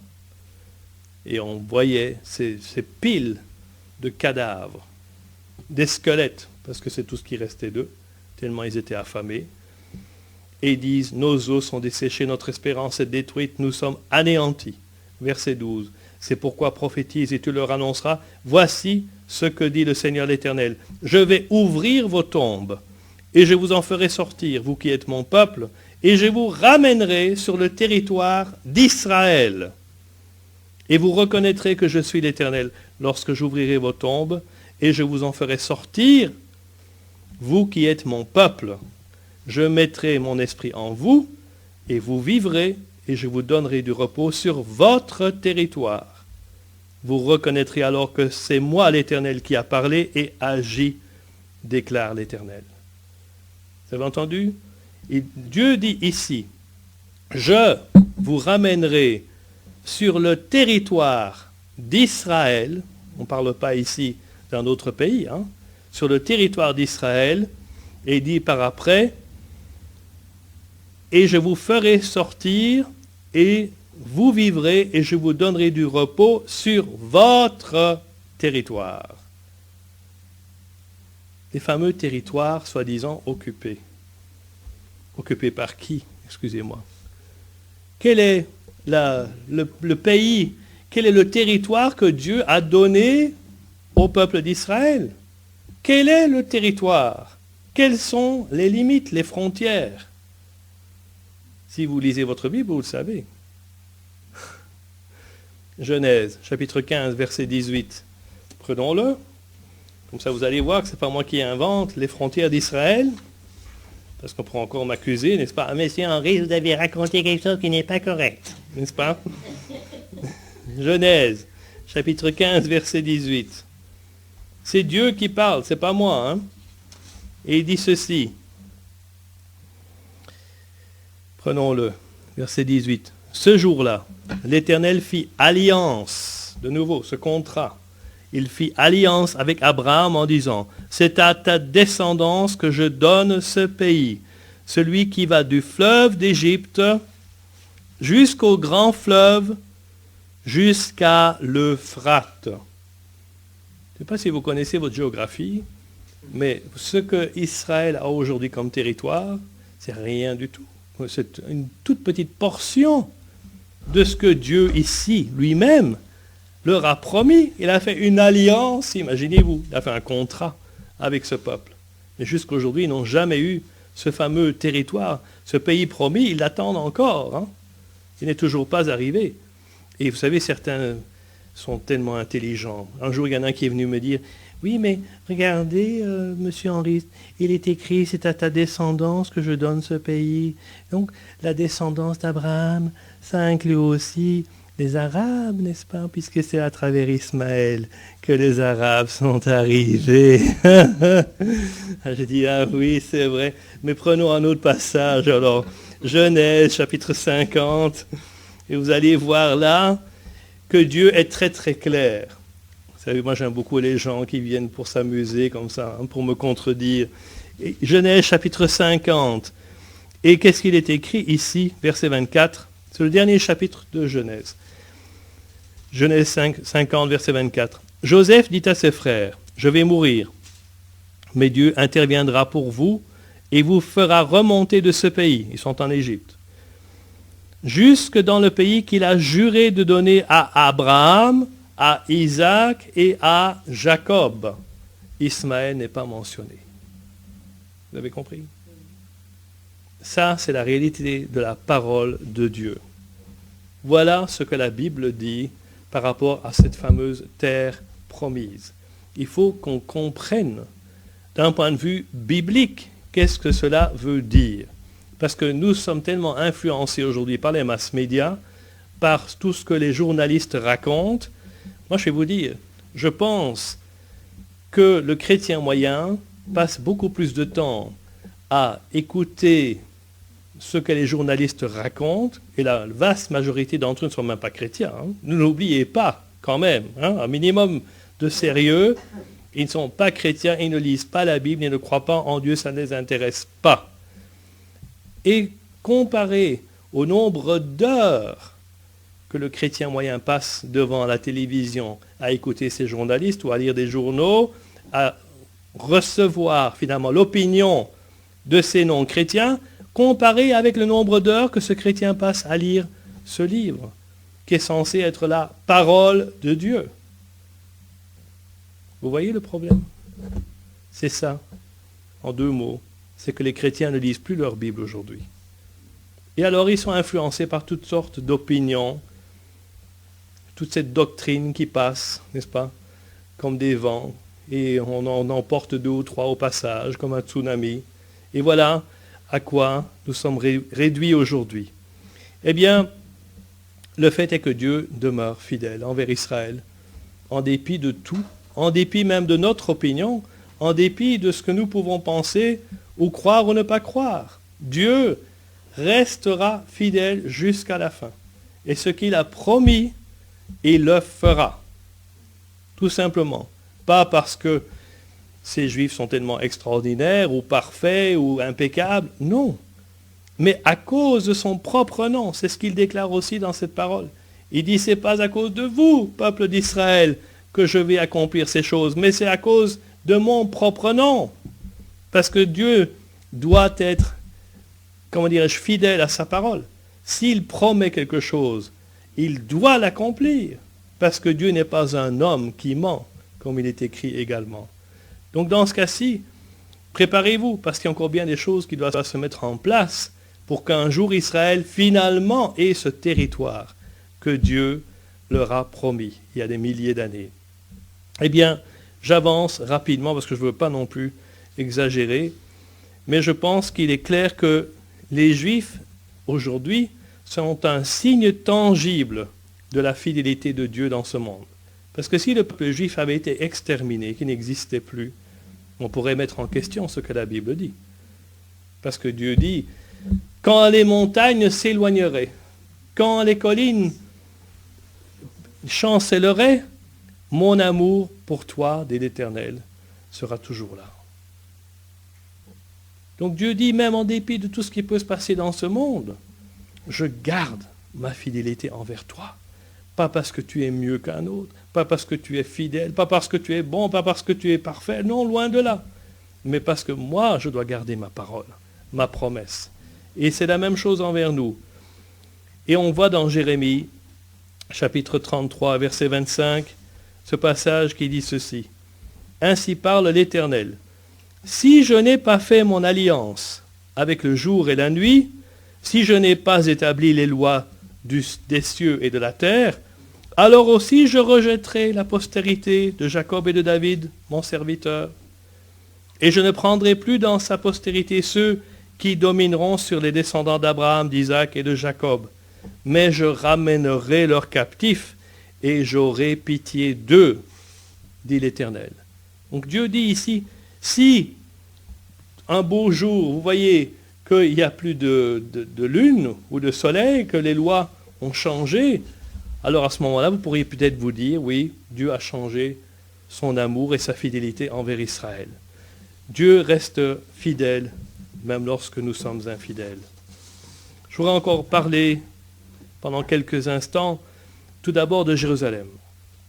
Jérusalem va devenir une pierre d'achoppement pour toutes les nations. Elle est déjà une pierre d'achoppement. Quand on voit des reportages à la télévision, quand on nous parle de la situation sur le terrain, bien des fois, on nous dit que c'est Jérusalem finalement, qui est la pierre d'achoppement, qui est l'obstacle sur la route qui mène à la paix. Vous savez qu'en 2003, il y a eu un sondage d'opinion qui a été fait parmi les Européens pour savoir quel est le pays qui est le plus grand obstacle à la paix dans le monde. Eh bien, devinez qui était là en première position. Israël, bien entendu. Tous les autres États, qui sont pourtant en guerre, des pays où il y a des régimes dictatoriaux, comme la Corée du Nord, qui est le pays où il y a le plus grand nombre de chrétiens qui sont persécutés et qui souffrent aujourd'hui, n'était même pas mentionné. Mais Israël était le premier, devant tous les autres pays du monde. Eh bien, la Bible nous dit que Jérusalem va devenir une pierre d'achoppement. Et il est écrit dans Zacharie chapitre 12, verset 1, « Oracle, parole de l'Éternel sur Israël. Ainsi parle l'Éternel, qui a étendu les cieux et fondé la terre. C'est lui qui a formé l'esprit de l'homme au-dedans de lui. » Et il dit ceci, « Voici, je ferai de Jérusalem une coupe d'étourdissement. » C'est comme un bon verre de vin. On en boit. Un verre, ça va, mais 2 verres, bonjour les dégâts. Ça va devenir une coupe d'étourdissement. C'est-à-dire que les gens vont regarder cette ville et ils vont la convoiter. Ils vont dire, moi je veux cette ville parce que c'est là où Dieu s'était révélé, où Jésus a marché, où Mohammed est venu, soi-disant, etc. Bref, je veux vraiment laisser mon empreinte sur cette ville, moi aussi. Après Jésus, je veux que ce soit mon nom qu'on cite quand on parlera de Jérusalem. Ah oui, vous savez, il y a des gens aujourd'hui, ils ont encore ces visions de grandeur, hein, ne vous faites pas d'illusions. Hein. Et c'est une coupe d'étourdissement pour tous les peuples d'alentour et aussi pour Juda dans le siège de Jérusalem. Verset 3. En ce jour-là, je ferai de Jérusalem une pierre pesante pour tous les peuples. Tous les peuples. Et tous ceux qui la soulèveront seront gravement meurtris. Et toutes les nations de la terre s'assembleront contre elle. On voit qu'aujourd'hui, de plus en plus, ces nations veulent intervenir pour décider qu'est-ce qui va se passer à Jérusalem. Comment est-ce qu'on va couper cette ville en petits morceaux, pour t'en donner à toi un petit morceau, à moi un autre, à toi encore un autre, et on décide du futur de cette ville. Je voudrais lire à ce propos dans Joël, chapitre 3, dans certaines versions c'est chapitre 4. On verra comment ça va tomber ici. Parce que selon la numérotation des chapitres dans différentes Bibles, bon, chez moi c'est 4. Chez vous c'est sans doute 3. En effet, durant ces jours-là, à ce moment-là, quand je ramènerai les déportés de Juda et de Jérusalem, je rassemblerai toutes les nations et je les ferai descendre dans la vallée de Jehoshaphat. Josaphat, ça veut dire en hébreu Dieu, Yehovah, Jehoshaphat, entre en jugement. Et là, j'entrerai en jugement avec elle, avec ces nations, à propos de quoi? Au sujet de 1. Mon peuple, Israël, mon héritage, qu'elles ont dispersé parmi les nations, et 2. Au sujet de mon pays qu'elles se sont partagées. Et dans cette Bible, c'est intitulé le jugement des nations. Voilà comment les nations seront jugées, notamment sur ces 2 critères. La façon dont on aura traité les Juifs, les Européens ne pourront pas être très fiers, et deuxièmement, la façon dont on aura partagé, découpé ce pays en petits morceaux.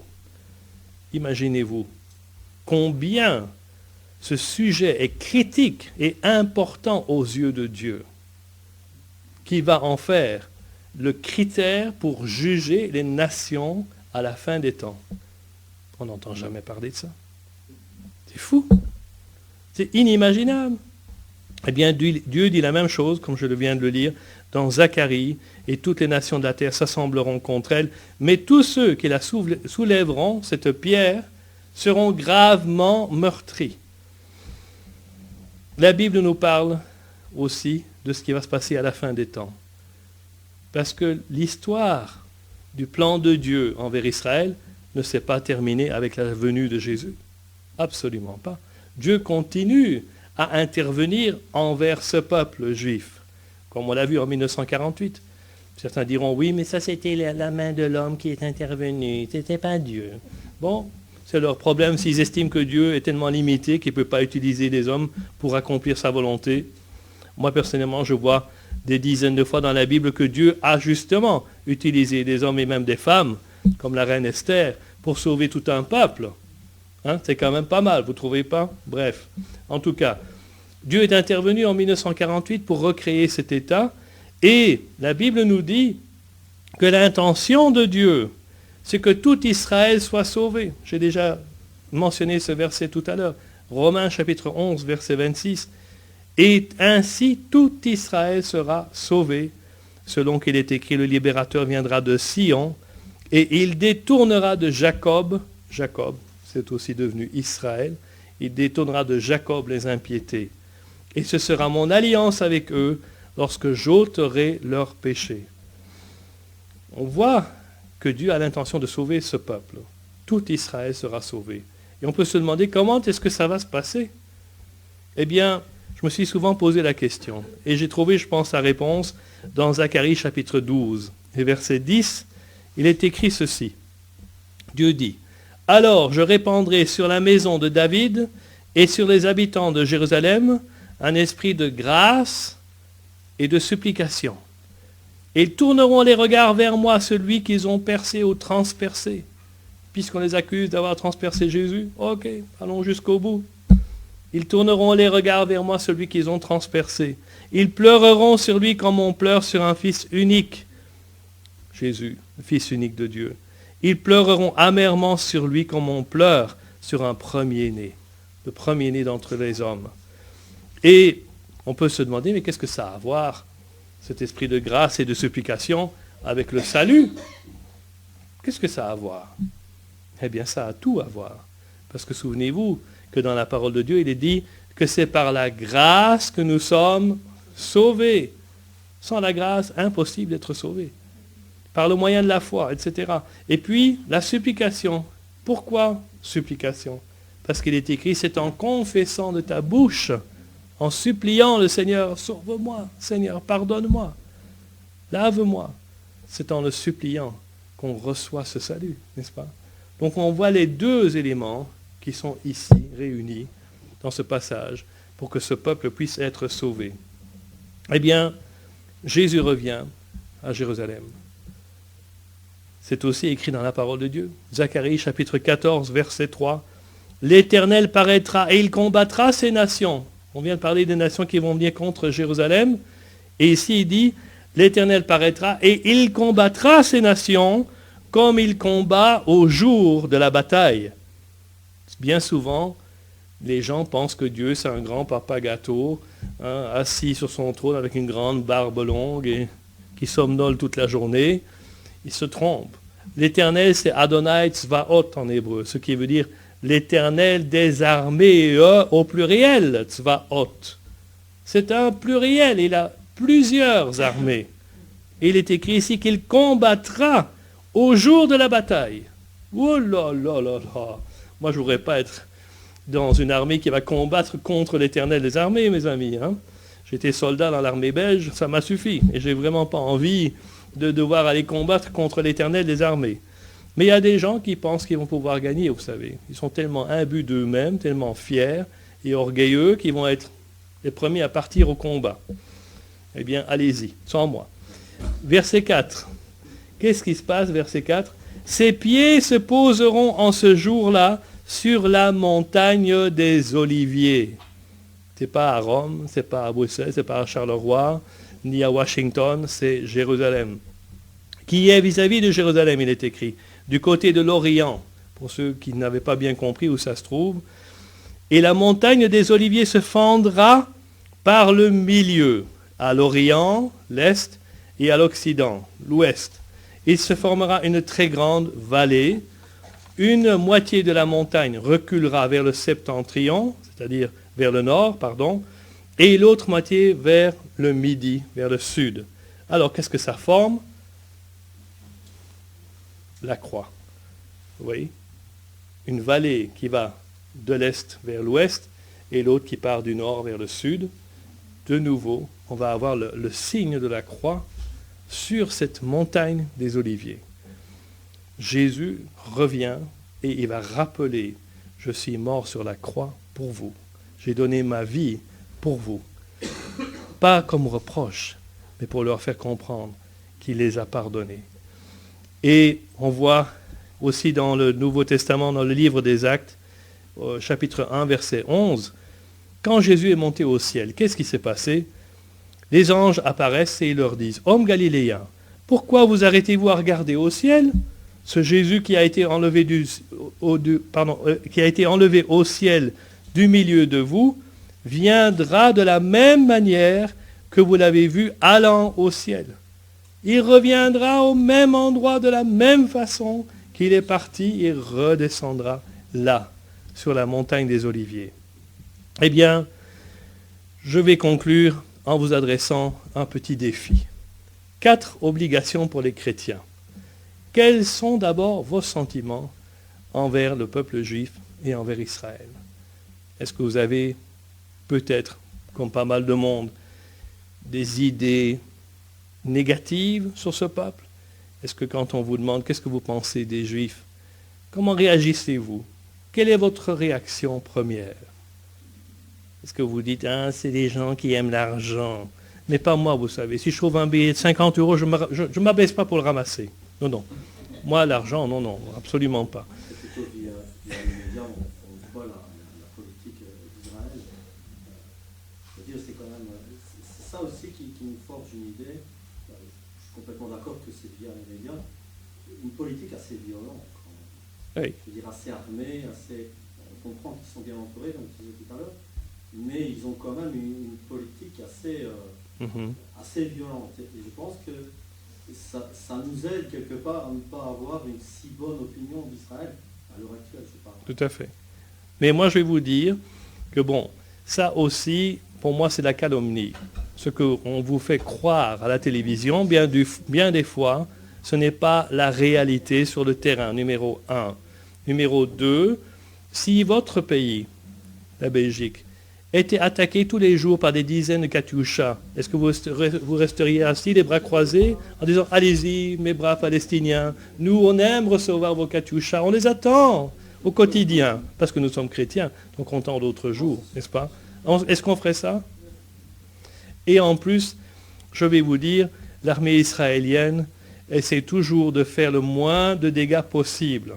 Quand ils font des actions, c'est toujours une action chirurgicale, je vais dire. Mais le gros problème, c'est que bien des fois, les Palestiniens mettent des enfants, des femmes, comme boucliers humains devant les terroristes. Comme ça, ce sont eux les premiers qui sont touchés. C'est tout du cinéma, comme on dit. C'est fait exprès pour que vous tombiez dans le panneau et que vous vous disiez, mais ces Israéliens, c'est vraiment des salopards. Vous comprenez? Voilà, notamment. Il y a des dizaines de milliers de Palestiniens et même de Syriens aujourd'hui qui sont accueillis en Israël et soignés gratuitement parce qu'ils n'ont même pas de carte de sécurité sociale, évidemment, ces gens. Donc, il faut remettre les choses en équilibre. Ne croyez pas aveuglément tout ce qu'on vous dit à la télévision.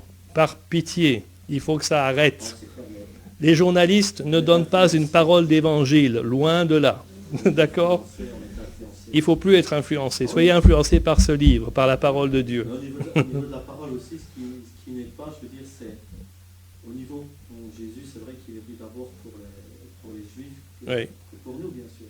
Mais comme ils n'ont pas reconnu Jésus comme le Messie... Certains ne l'ont pas reconnu. Oui, mais je veux dire, bon, là, je veux dire pas une majorité, mais il y en a beaucoup qui... Oui, mais vous voyez, en disant comme ils ne l'ont pas reconnu, ça veut dire que tous ne l'ont pas reconnu. Voilà, il y a beaucoup de chrétiens... une image péjorative. Mais bien sûr, mais ça date depuis 2000 ans, ça qu'on dit ce genre de choses. Il faut commencer à changer notre façon de nous exprimer. Mais encore à l'heure actuelle, je veux dire, ils ne reconnaissent pas Jésus comme le Messie. Ben, il y en a des milliers qui l'ont reconnu et qui le reconnaissent encore aujourd'hui. C'est comme les non-juifs. Combien de non-juifs reconnaissent véritablement Jésus sur toute la population? Dites-moi. Alors, est-ce qu'on peut dire pour autant que les non-juifs ne reconnaissent pas Jésus. Pourtant, vous êtes là. Vous avez reconnu Jésus, non? Donc vous existez quand même. Vous comprenez le problème? C'est qu'on fait des amalgames, on mélange tout. On dit les juifs n'ont pas reconnu Jésus. Ben, les non-juifs non plus, désolé. Regardez en Belgique combien il y a véritablement de croyants en Jésus. Combien? Même pas 1% de la population. Donc les Belges n'ont pas reconnu Jésus non plus. Est-ce qu'ils sont coupables pour autant? Dieu les aime aussi. Hein? Vous comprenez? C'est tout un discours très sournois auquel on est habitué. Mais réfléchissons. Qu'est-ce que ça veut dire tout ça? Je continue. Alors, la Bible nous dit que nous avons en tout cas 4 obligations bien spécifiques par rapport à Israël et au peuple juif. Tout d'abord, la prière. Il n'y a rien à faire. On ne pourra pas y échapper. Prier plus spécifiquement pour Israël et pour la paix de Jérusalem. Combien de chrétiens dans le monde aujourd'hui prient pour la paix de Jérusalem? Très peu. Psaume 122, verset 6. Demandez ou priez pour la paix de Jérusalem. Et il y a une promesse que ceux qui t'aiment jouissent du repos ou de la paix, parce que le mot repos a la même racine que shalom, la paix. Donc, ce qui veut dire que si je prie pour la paix de Jérusalem, Dieu va me donner sa paix en retour. N'est-ce pas merveilleux? Mais il y en a beaucoup qui n'ont pas encore compris ce verset, qui n'ont pas encore découvert. Et puis il est écrit au verset 7, que la paix soit dans tes murs et la tranquillité dans tes palais. Ça fait des milliers d'années que Jérusalem aspire à avoir cette paix finalement.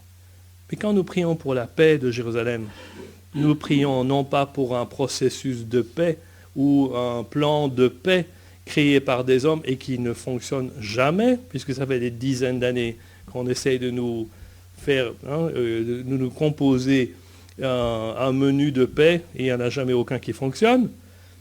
Nous prions en réalité pour que le prince de la paix vienne, parce qu'il n'y a que lui qui pourra instaurer cette véritable paix.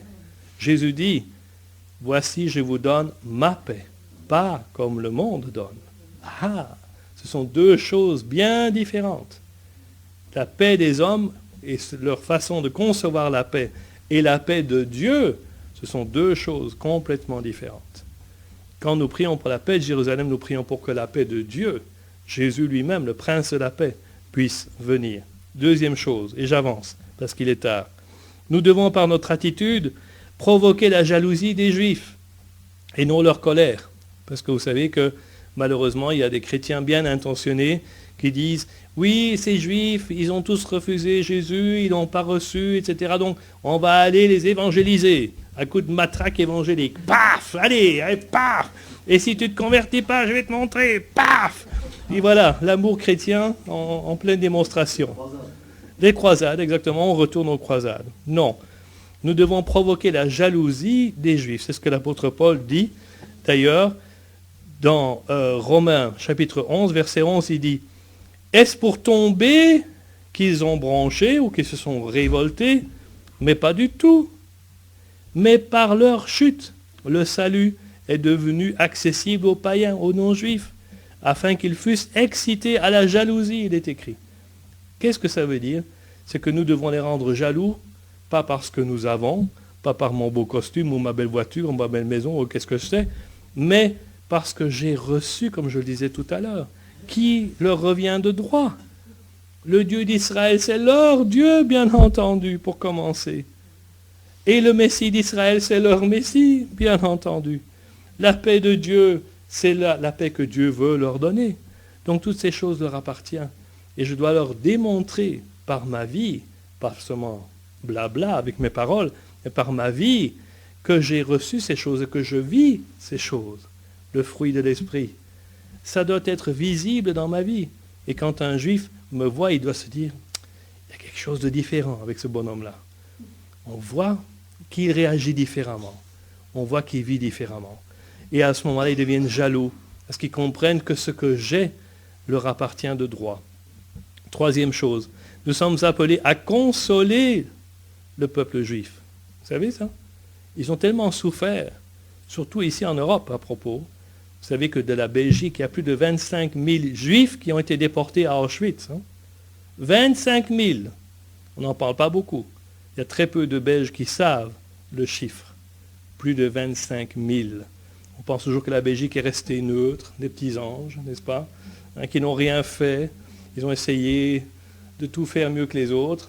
25 000 Juifs. Et très, très peu sont revenus.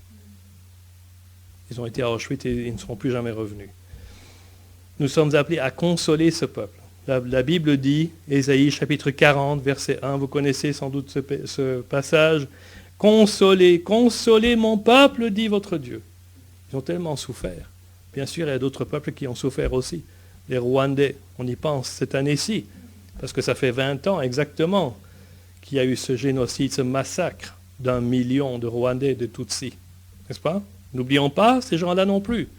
Mais n'oublions pas les Juifs parce que ça s'est passé chez nous. Et c'est nous, les Belges, les Français et autres, qui n'ont rien fait ou qui ont même collaboré pour les envoyer dans les chambres à gaz. Vous comprenez?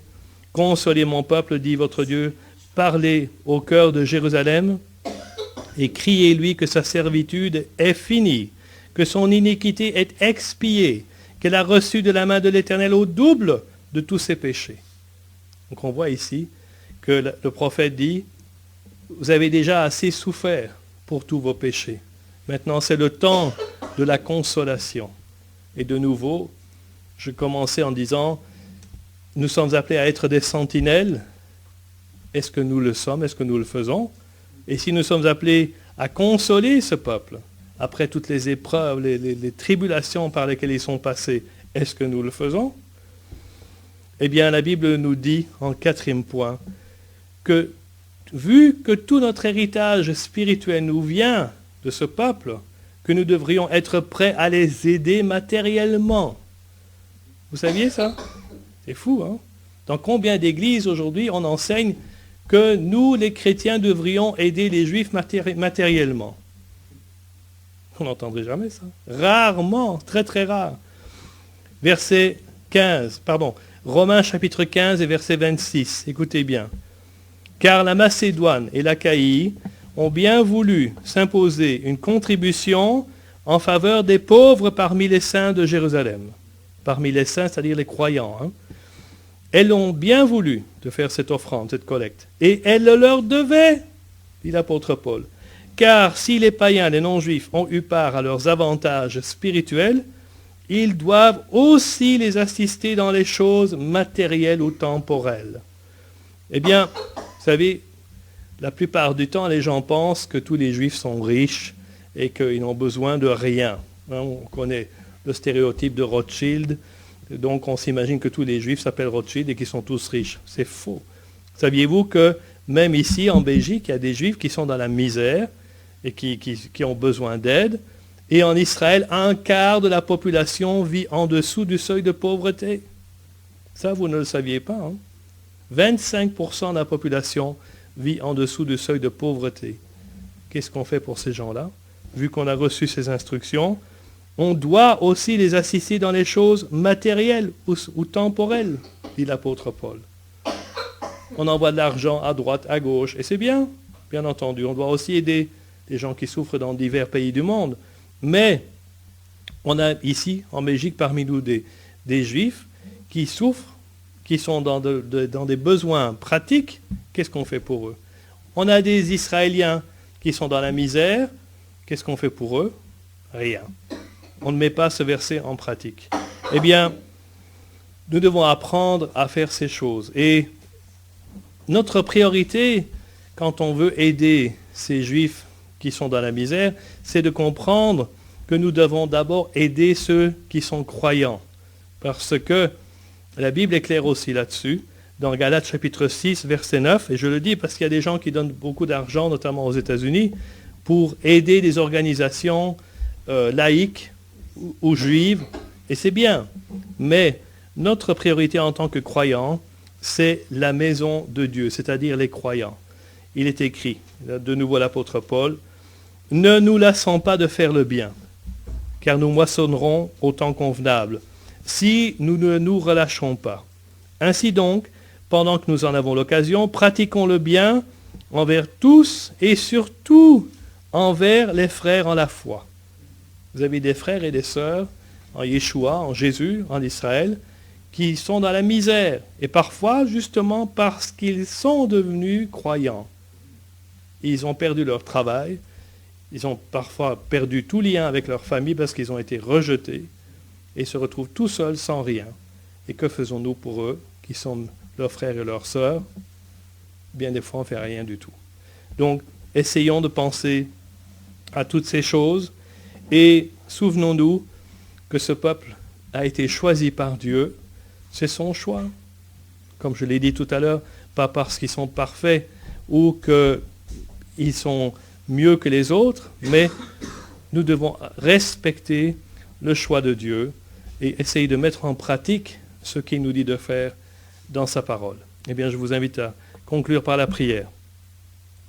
Éternel notre Dieu, nous te bénissons pour ta parole qui est une lumière sur notre sentier, une lampe à nos pieds.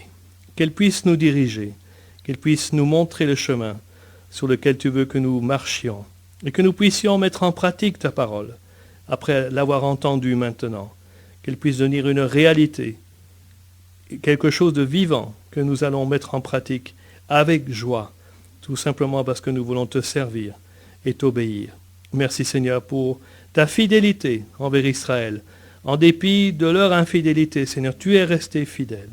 Comme tu es resté fidèle aussi à nous, en dépit de notre infidélité. Merci pour ta bonté, merci pour ta compassion, merci pour ton pardon. Et nous te demandons, Seigneur, de changer nos cœurs. S'il y a peut-être encore des traces d'une certaine rancune envers ce peuple, envers ton peuple, Seigneur, que tu puisses nous guérir de cela, enlever toute animosité, tout rejet, et que nous puissions apprendre à aimer ton peuple et à le consoler comme tu nous as demandé de le faire.